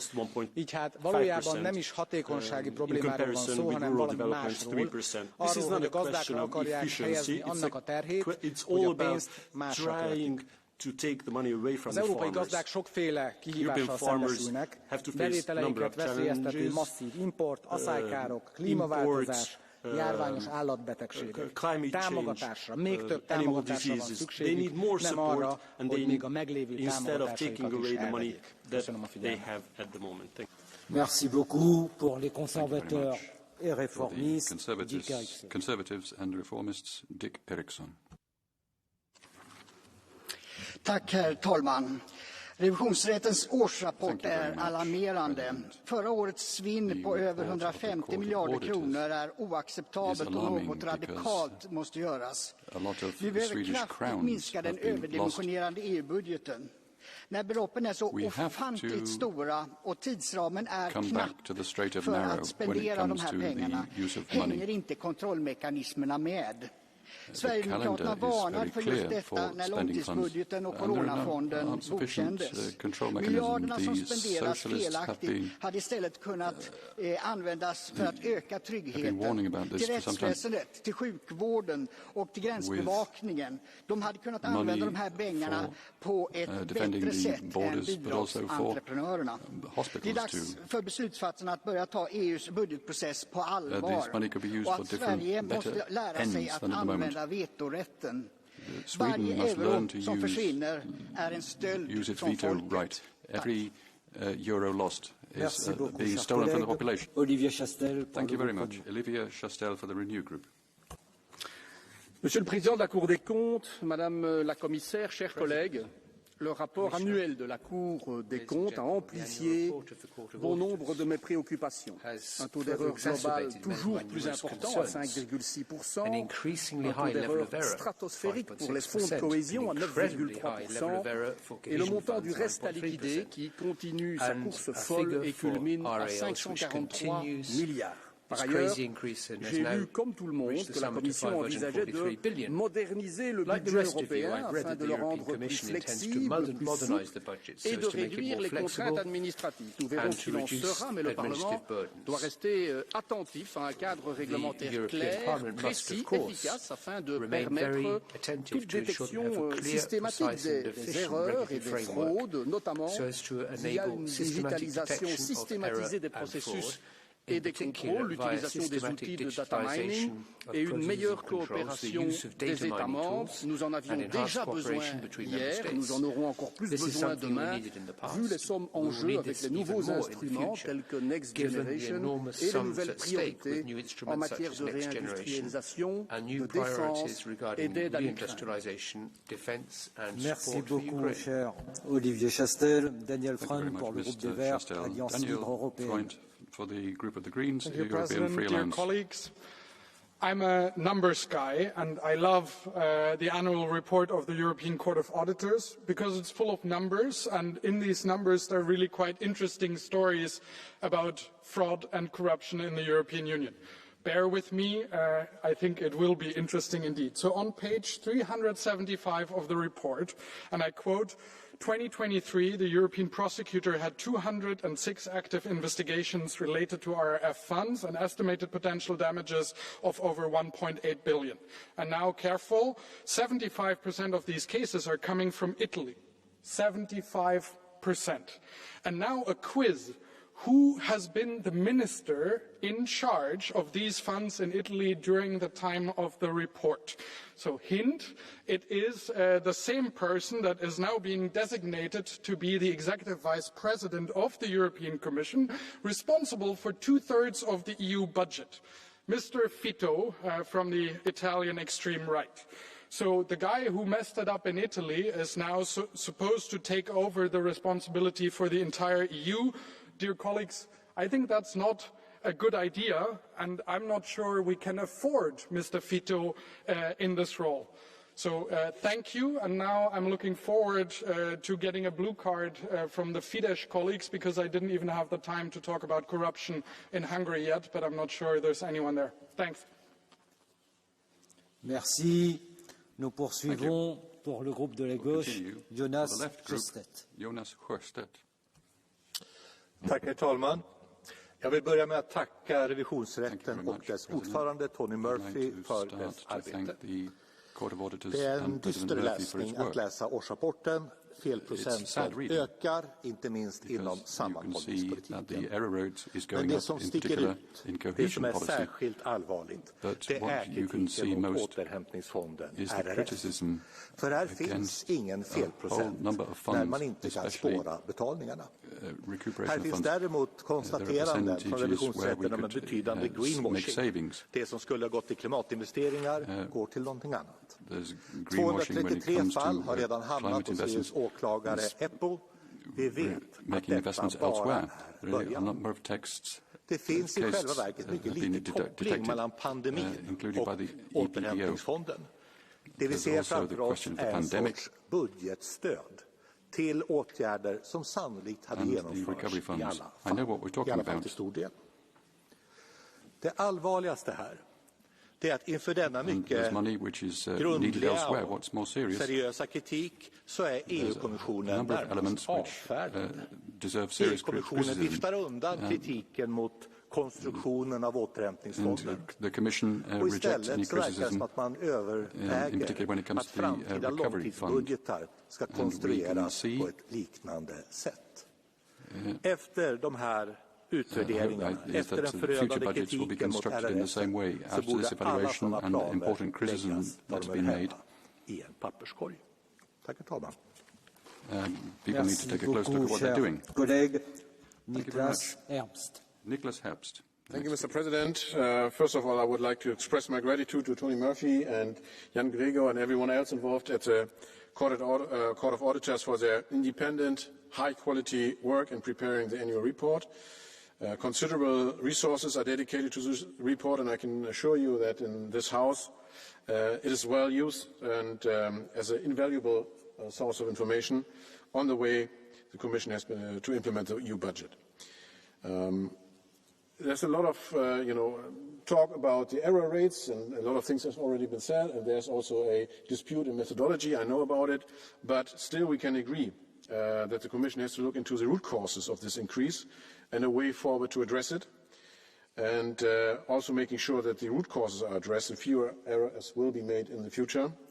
Another issue that draws our attention is the rising difference between funds that have been committed but have not been paid out yet. This is known as the reste à liquider, pardon my French, or short the RAL.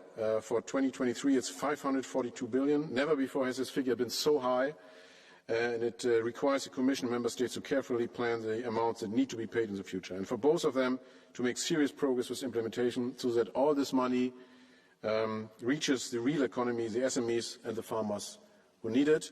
I would also like to say that if you read carefully, you can also see a lot of things that work well and that a lot of money is spent very well, also in cohesion policy.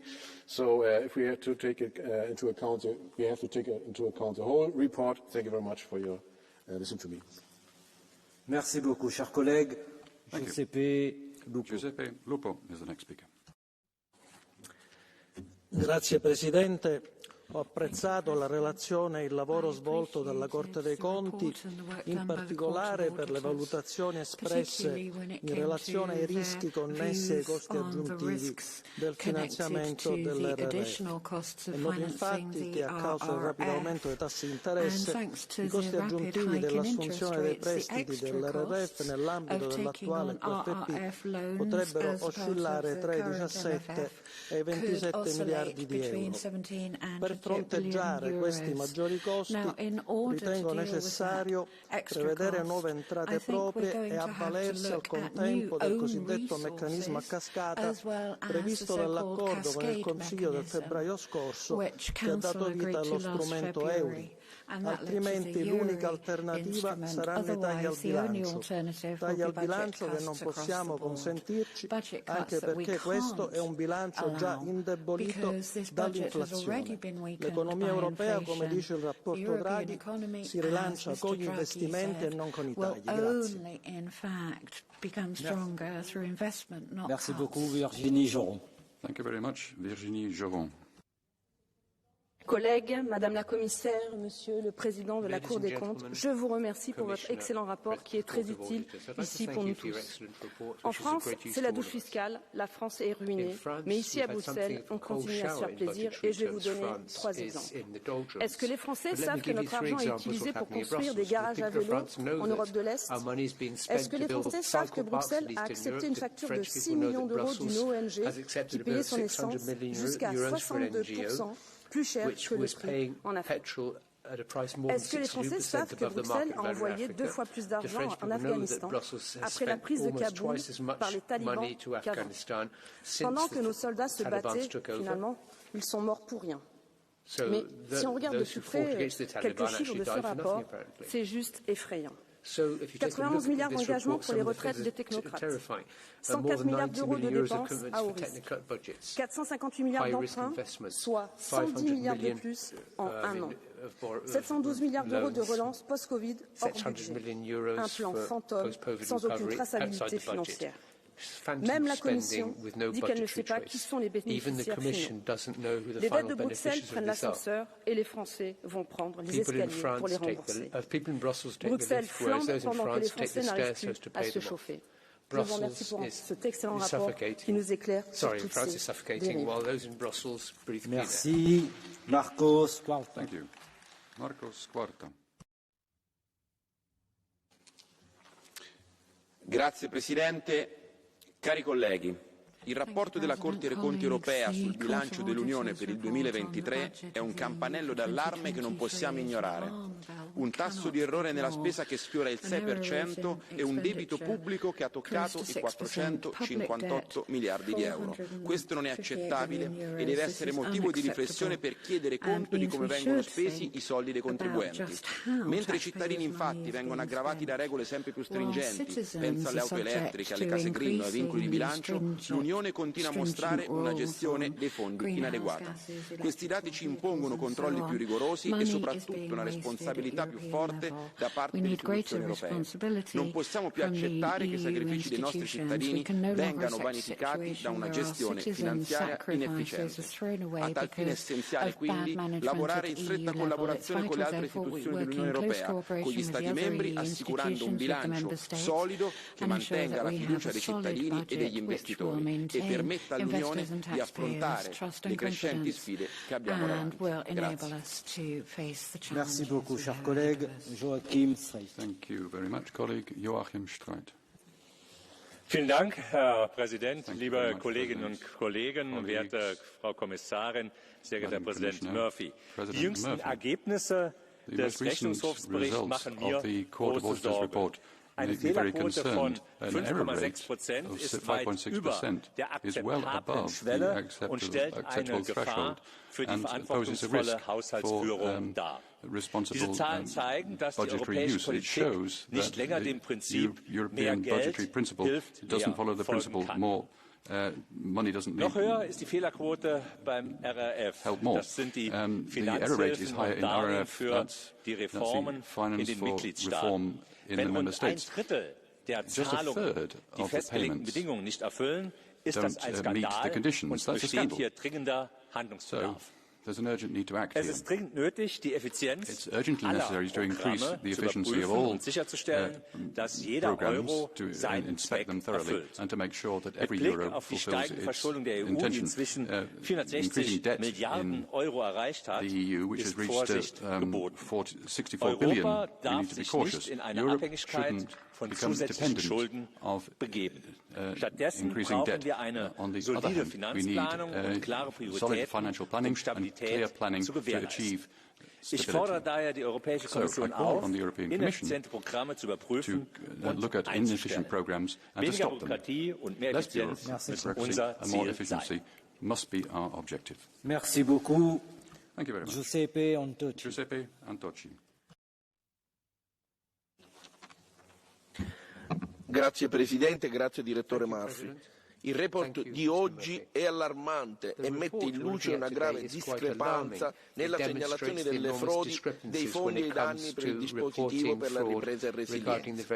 È inconcepibile che nessuno Stato membro abbia segnalato frodi nel 2023, mentre EPPO ha in corso 233 indagini con danni potenziali per 1 miliardo e 800 mila euro, di cui ahimè il 75% riguardano l'Italia. Questa situazione solleva gravi dubbi sulla trasparenza e l'efficacia dei controlli interni degli Stati membri e solleva interrogativi critici sul monitoraggio e controllo che richiedono un'azione da parte dell'Unione Europea immediata. È nostro preciso dovere proteggere le risorse dell'Unione Europea e garantire che le risorse destinate ai cittadini europei siano gestite con il massimo rigore. Dobbiamo agire con urgenza e rafforzare i meccanismi di controllo, prevenendo corruzioni e frodi. Merci beaucoup, cher collègue. Monika Hohlmeier. Monika Hohlmeier. Lieber Herr Präsident, liebe Kommission, aber ein besonders herzliches Grüß Gott geht an den Europäischen Rechnungshof, an Präsidenten Tony Murphy und an sein gesamtes Team und den Berichterstatter Jan Gregor und sein Team. Herzlichen Dank für diesen wirklich wertvollen Bericht, der für uns eine exzellente Grundlage ist. Ich will 3 Kernpunkte mit ansprechen, die mir durch den Kopf gehen. Erstens beim Corona-Wiederaufbaufonds. Es fasziniert mich, dass Daniel vorhin besonders Italien erwähnt und dabei aber Spanien vergisst. ist und die dort Freund regierenden mentioned Grünen und Italy Sozialdemokraten, and forgot dass to nicht mention erwähnt, Spain dass sie nicht in and Spanien the nicht in der Lage war, Greens überhaupt and einen Überblick zu Social geben, Democrats who were geschweige denn die korruptiven Verhältnisse zu in government erklären, there. deren Fälle And mittlerweile he Medien can't, bekannt sind. Es he macht didn't keinen mention Sinn, the, immer nur auf die gegnerische all the Partei corruption zu which schauen, is in the sondern wir media wollen now. den Haushalt We want kontrollieren to und nicht control the budget parteipolitisches and not we Bashing hier want betreiben. to have Deshalb aus party diesem politics Grund here. ganz klar, die So Mitgliedstaaten it's clear haben the die member states Verpflichtung, die have an obligation Endbegünstigten des Corona-Wiederaufbaufonds eigentlich komplett wiederzugeben. Wir haben uns dann auf 100 verständigt, aber das tun sie auch nicht. Besonders lustig ist zum Beispiel der slowakische Fall, wo das Umweltministerium die Anpassung an den Klimawandel 573 Millionen bekommen hat. Oder in Bulgarien, wo man einfach im Ministerium 22 Millionen gibt und wir haben keine Ahnung, wo das Geld wirklich hingeht. So kann man mit dem Steuerzahlergeld nicht umgehen, das ist nicht akzeptabel. Zweitens, der Rechnungshof hat aufgedeckt, dass es nationale wiederkehrende Haushaltsaufgaben, Ausgaben im Personalbereich als auch ausgetauschte nationale Projekte gibt, die sich jetzt plötzlich im Corona-Wiederaufbaufonds wiederfinden. Das heißt, wir ersetzen einfach nur nationale Ausgaben, damit die nationalen Haushalte sozusagen Gelder einsparen können. Und das nennt sich dann Wiederaufbaufonds. Ich weiß, dass nicht alles so ist, aber diese Fälle darf es nicht geben und die Mitgliedstaaten sollten sich an die Rechtsregeln halten, die sie selbst mit uns gemeinsam vereinbart haben. Letzter und kurzer dritter Punkt ist, Ungarn beschwert sich immer darüber, dass angeblich die Ausgaben unerklärlich nicht an sie gehen würden. Doch es ist erklärlich. Massive Verstöße gegen Ausschreibungsregeln, massive Verstöße gegen Binnenmarktregeln, mutwillige und willkürliche Schädigungen von europäischen Unternehmen als auch von ungarischen Arbeitnehmerinnen und Arbeitnehmern. Liebe Ungarn, es reicht, haltet euch endlich an die gemeinsamen europäischen Regeln in aller Fairness. It's high time that you stick to the agreed European rules. Thank you very much. Eero Heinäluoma. Ensiksi kiitos presidentti Murphylle. Teette tilintarkastustuomioistuimessa arvokasta työtä, jonka tärkeys korostuu olosuhteissa, joissa rahasta ja resursseista on pulaa. EUn budjetti on keskeinen väline yhteisten tavoitteidemme saavuttamiseksi. Kansalaiset kysyvät kuitenkin aika oikeutetusti yhä useammin, kuinka vastuullisesti eurooppalainen raha käytetään. Vuosikertomus on monilta osin huolestuttavaa luettavaa. Virheet ovat edelleen kasvaneet. Hipovat koheesion alalla jo 10%. Vaikkevat virheet automaattisesti tarkoita rahojen väärinkäyttöä, ei tilanne ole mitenkään hyväksyttävä. Erityisen huolestuttavaa on, ettei koronan aiheuttaman talouskriisin selättämiseen tarkoitetun elpymisvälineen rahojen käytöstä concern that no error rate is available for the use of money in the recovery instrument, which was intended for overcoming the economic crisis caused by COVID. All eyes are now on the Commission and the new Commission. The Court of Auditors report calls for changes in the supervision of the spending of funds, in particular for funds that are outside of the EU budget. Thank you very much. Julian Sanchez. Bien, Monsieur le Président, mes chers collègues, le rapport annuel 2023 de la Cour des comptes européenne expose de manière flagrante les graves dysfonctionnements dans la gestion des fonds européens par la Commission. Le niveau d'erreur dans les dépenses budgétaires a atteint le chiffre impressionnant de 5,6%. Ce taux d'erreur, qui monte même à 9,3% sur certains secteurs, montre un manque total de rigueur de la part de la Commission. Ce gaspillage de ressources est tout simplement inacceptable, surtout lorsque les recommandations de la Cour sont délibérément ignorées. En ce qui concerne la facilité pour la reprise et la résilience, le constat est tout aussi accablant. La gestion des 141,6 milliards alloués pour cette facilité manque de traçabilité et les erreurs dans les paiements sont omniprésentes. La Commission ne prend aucune mesure efficace pour assurer que ces fonds soient utilisés conformément aux règles et pourtant elle continue de les distribuer. Il s'agit ici d'un véritable scandale, un gaspillage éhonté de l'argent des contribuables européens. Enfin, la Cour souligne avec raison l'explosion de la dette d'emprunt de l'UE qui a atteint 458,5 milliards d'euros fin 2023. Comment la Commission peut-elle justifier l'accumulation de tels passifs alors que les mécanismes de contrôle actuels sont défaillants et que la gestion des fonds est inefficace? Il est évident que l'architecture des financements européens doit être entièrement repensée avant de compromettre davantage les futurs cadres financiers pluriannuels. La Commission a-t-elle conscience que beaucoup d'Européens sont à l'euro près et regardent tout cela avec dégoût et révolte? Monsieur le Président de la Cour des comptes européenne, en vous remerciant pour votre travail, n'est-il pas frustrant de voir des irresponsables gérer l'argent public? Merci. Bogdan Rzonka. Thank you. Bogdan Roncha. Panie Przewodniczący.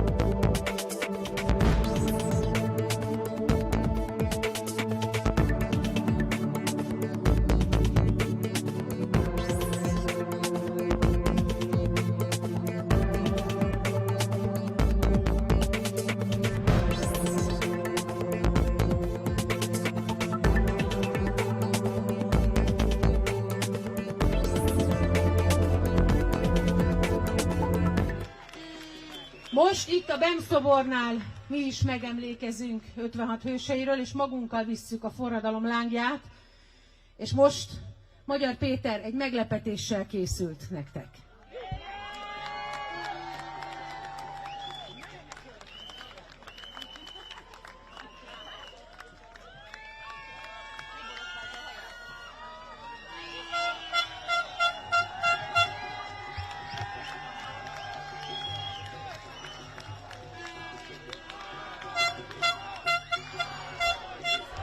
Szervusztok! Először is szeretném megkérni a rendőrséget, hogy biztonsági okokból állítsák le a villamos közlekedést, mert nem férnek el az emberek a tömegben.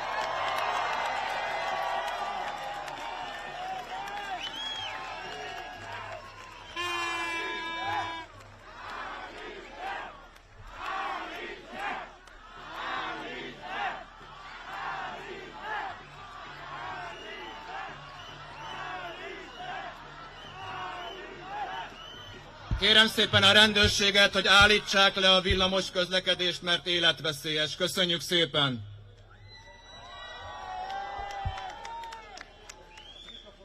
Engedjétek meg, hogy a modernkori magyar történelem legszebben csillogó napján a sok tízezer egyetemista, köztük az akkor frissen házas 23 éves nagymamám emlékére elszavaljam a talán egyik legjobb írónk és költőnk talán legszebb versét.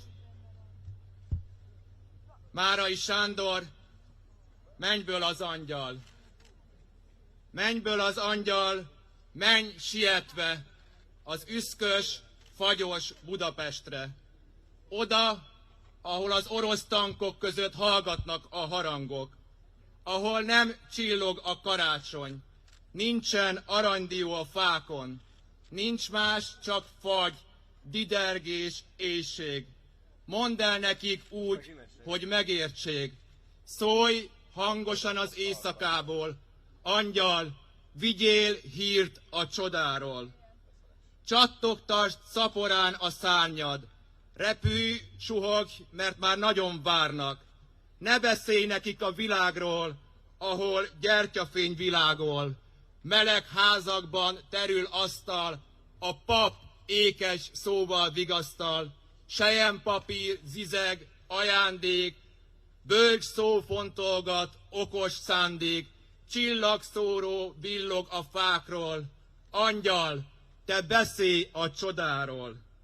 Mondd el, mert ez egy világ csodája, egy szegény nép karácsonyfája. A csendes éjben égni kezdett, és sokan vetnek most keresztet. Földrészek népe nézi, egyik érti, másik nem érti. Fejük csóválják, sok ez soknak, imádkoznak, vagy iszonyodnak. Mert más lóg a fán, nem cukorkák, népek Krisztusa, Magyarország. És elmegy sok ember előtte, a katona, ki szíven döfte, a farizeus, aki eladta, aki 3-szor megtagadta, velem ártott kezet a tába, 30 ezüstpénzért kínálta, s amíg gyalázta, verte, szitta, testét ette, vérét itta, most áll és bámul a sok ember, de szólni hozzá senki nem mer. Mert ő sem szól már, nem is vádol, néz, mint Krisztus a keresztfáról. Különös ez a karácsonyfa. Ördög hozta, vagy angyal hozta? Ki köntösére kockát vetnek, nem tudják, mit is cselekesznek. Csak orrontják, nyínak, gyanítják ennek az éjszakának a titkát. Mert ez nagyon furcsa karácsony, a magyar nép lóg most a fákon. És a világ beszél csodáról, papolnak bátorságról. Államférfi parentálja megáldja a szentséges pápa, és minden rendű rendek kérdik, hogy ez mi végre kellett. Miért nem pusztult ki, ahogy kérték? Miért nem várta csendben a végét? Miért, hogy meghasadt az égbolt? Mert egy nép azt mondta, elég volt. Nem érti ez a sok ember. Mi áradt itt meg, mint a tenger? Miért remegtek világrendek? Egy nép kiáltott, aztán csend lett. De most sokan kérdik, mi történt? Kitett itt csontból, húsból törvényt? És kérdik, egyre többen kérdik, hebegve, mert végképp nem értik. Ők, akik örökségbe kapták. Ilyen nagy dolog a szabadság? Angyal, vidd meg a hírt az égből, mindig új élet lesz a vérből. Találkoztak ők már néhányszor, a gyermek, a szamár, a pásztor, az álomban a jászol mellett, ha az élet elevent ellett. A csodát most is ők vigyázzák, lehelletükkel állnak strázsát, mert csillag ég, hasad a hajnal. Mondd meg nekik, mennyből az angyal. Köszönöm szépen!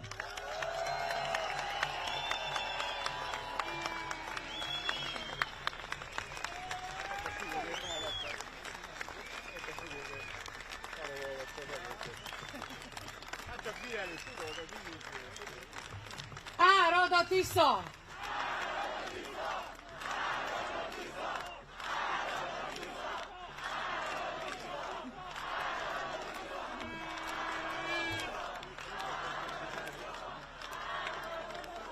Szeretettel köszöntjük Michal Vavrikievics is itt nálunk ma, október 23-án a Tisza színpadán. Ő a Lengyel Polgári Platform európai parlamenti képviselője, aki a lengyel nép üdvözletét hozta el Budapestre. Külön öröm számunkra az is, hogy egy lengyel vendéget köszönthetünk itt nálunk október 23-án Budapesten. Nagy tapsot neki! 68 évvel ezelőtt magyar egyetemisták a lengyel testvéreink és a poznani felkelés áldozatai iránti szolidaritásból hirdették meg a demonstrációjukat. Éljen az 1000 éves magyar-lengyel barátság, a színpadon Michal Vavrikievics!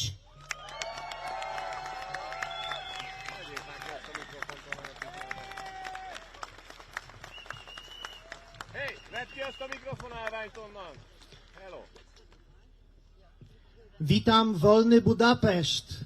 Welcome free Budapest.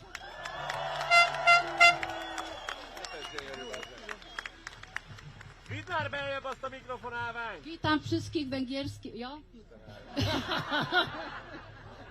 Üdvözlök minden magyar ember, tiszta rajongókat és összes magyar ember. Ogromnie się cieszę, że mogę być tu z wami dzisiaj w rocznicę października 1956 roku. To ogromny zaszczyt dla mnie. Nagyon örülök, hogy itt lehetek. Ez nagyon nagy megtiszteltetés számomra, hogy lehetek veletek, és megünneplem az 56-os forradalmat.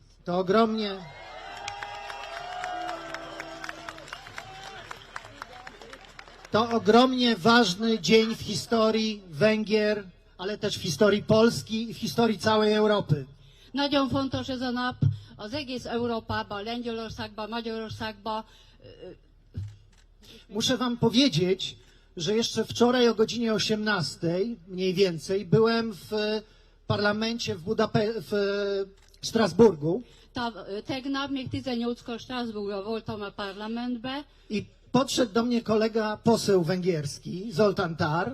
Ment hozzá egy magyar ember, a parlamenti képviselő.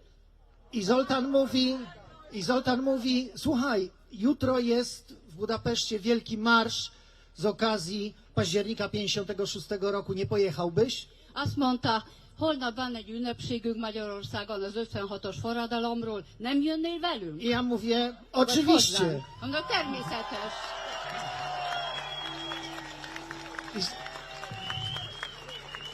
I słuchajcie, za parę godzin przed północą byłem już tutaj, dzisiaj mogę być z wami. No, egy pár órája már nem gondoltam, hogy veletek leszek, és már végre veletek vagyok magyarokkal, a barátokkal. Słuchajcie, to jest niesamowite uczucie widzieć, czuć wolność w powietrzu, bo ona się tu unosi.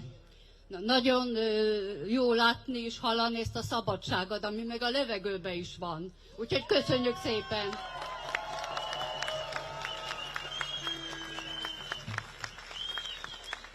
Przypomina mi to bardzo zeszły rok, październik w Polsce w 23 roku, kiedy tuż przed wyborami czułem to samo, czuło się to samo wśród ludzi podczas Marsza Miliona Serc w Warszawie. Ugyanúgy tavaly 23-án választások voltak Lengyelben, és ugyanez az érzés fogott el a lelkemet, szívemet. I to samo czuję tutaj. Myśmy wiedzieli, że zmiana nadchodzi. A czy wy jesteście gotowi na tę zmianę? Mi tudtuk, hogy változás jön, és ti várjátok ezt a változást?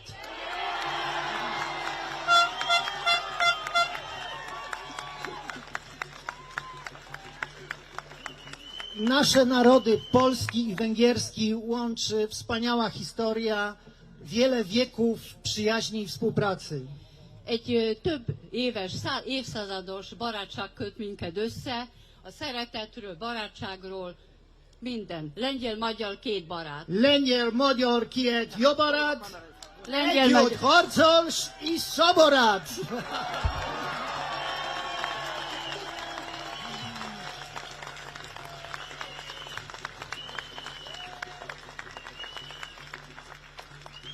W 1956 rok, to co się stało w Poznaniu w czerwcu, ta polska rewolucja i potem to co się stało tutaj w październiku, to są te same podłoża. To wszystko wynikało z biedy, z niezgody na przemoc, z niezgody na to, że okupowało nas Imperium Sowieckie. Ugyanazt 56-ban éreztük, hogy nekünk ott kell lenni, és nem akarunk az orosz... Na, segítsetek már! Na, ugyanaz érezzük mi is, lengyelek is, mint magyarok. Szabadulni akarunk!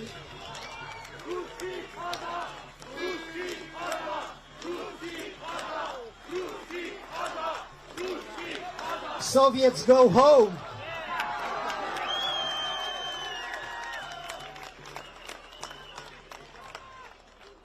Jesteśmy przed pomnikiem generała Bema, który jest taką ikoną naszej przyjaźni polsko-węgierskiej. A Bem tábornok egy ikon a lengyel-magyar barátságban, és pont alatta vagyunk. A szabra alatt. Ale przecież spójrzcie, nasza historia to nie tylko 1848 i Wiosna Ludu, generał Bem, Legion Polski w czasie Wiosny Ludu, inni generałowie. Nem csak az, hogy Bem szobor és a tavaszi forradalom, ami volt még. Ale także 1920 rok, kiedy bolszewicka Rosja najechała Polskę. És akkor 1920-ban oroszok ránk támadtak. Naród węgierski był jedynym w całej Europie, który pomógł Polsce wtedy. Egyetlen egy ország, a Magyarország volt, aki akkor segített rajtunk. 22 miliony naboi przyjechało w pociągach do Warszawy i to uratowało między innymi Warszawę. 22 millió lövedék megérkezett vonattal lengyelektől, és az tudta minket. I 1944, powstanie warszawskie, mimo tego, że byliśmy w różnych sojuszach politycznych, to wy, Węgrzy, pomagaliście polskim powstańcom, warszawskim powstańcom i ludności cywilnej Warszawy. Ugyanúgy Varsóba segít, nem. Jaj, Powstanie warszawskie 44. No, Varsóvi 1944-ben szintén magyarok segítettek rajtunk. És ezért köszönetet mondok. I my to pamiętamy i zawsze będziemy pamiętać. És mi ezt emlékszünk, és mindig is emlékezni fogunk.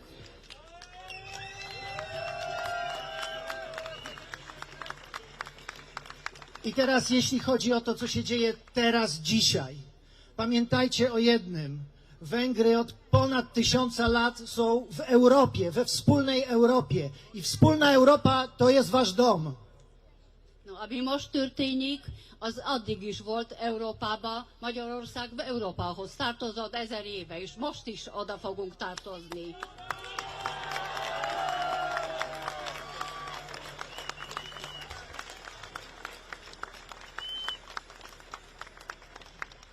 I tam są wasi przyjaciele. We wspólnej Europie są wasi przyjaciele. Wspólna Europa to jest wasze bezpieczeństwo. Ott vannak mi, meg a ti barátaink a világba, Brüsszelbe is, és azok is maradnak.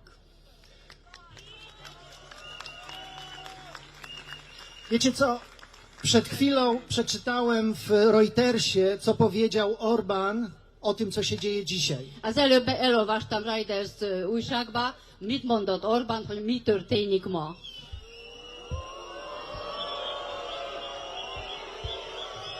To przeczytam wam. El fogok olvasni nektek. Orbán accused Magyar of inviting strangers to help him against Hungarians.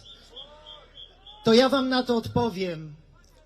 Peter zaprosił mnie, żeby wesprzeć ludzi, naród węgierski przeciwko reżimowi.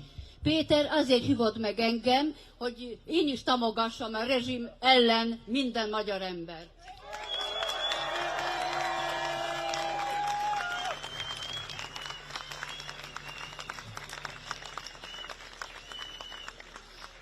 Te nasze losy polskie i węgierskie splotły się teraz przez te ostatnie lata przez to, że dwóch autokratów zaprzyjaźniło się w takiej fałszywej przyjaźni.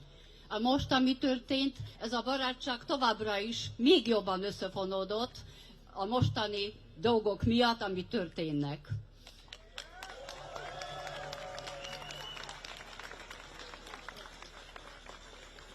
Ale żadna władza oparta na przemocy, oparta na sile, nie jest w stanie zadbać o sprawy zwykłych ludzi. Aki velünk erővel ellen akar lenni, hogy letörje minket, nem hagyjuk magunkat.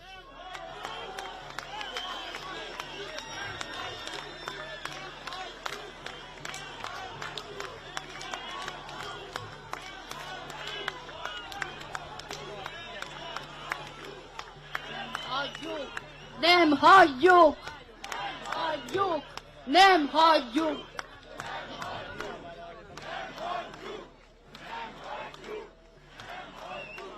każda dyktatura prędzej czy później upada.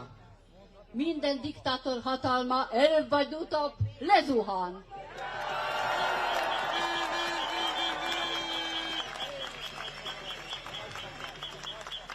Nasza nad Wisłą upadła i wasza nad Dunajem też upadnie.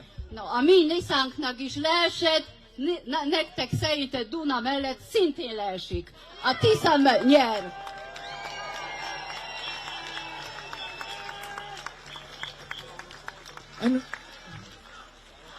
Rada Tisza, Rada Tisza, Rada Tisza, Rada Tisza, Rada Tisza, Rada Tisza.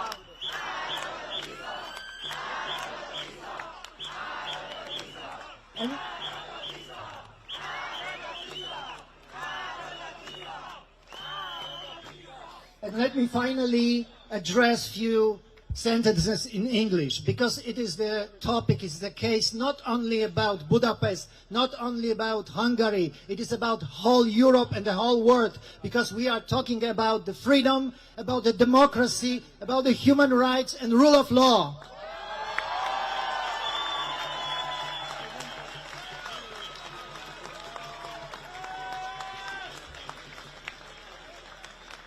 And the time for peaceful revolution is coming for you. Are you ready for the change?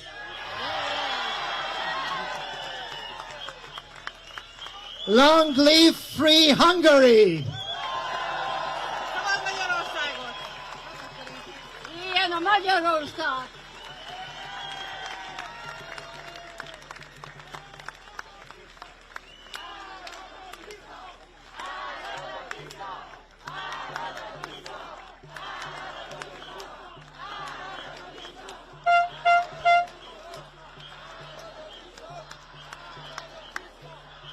És most a színpadon Amerikából a Corvin köz 56-os főparancsnokának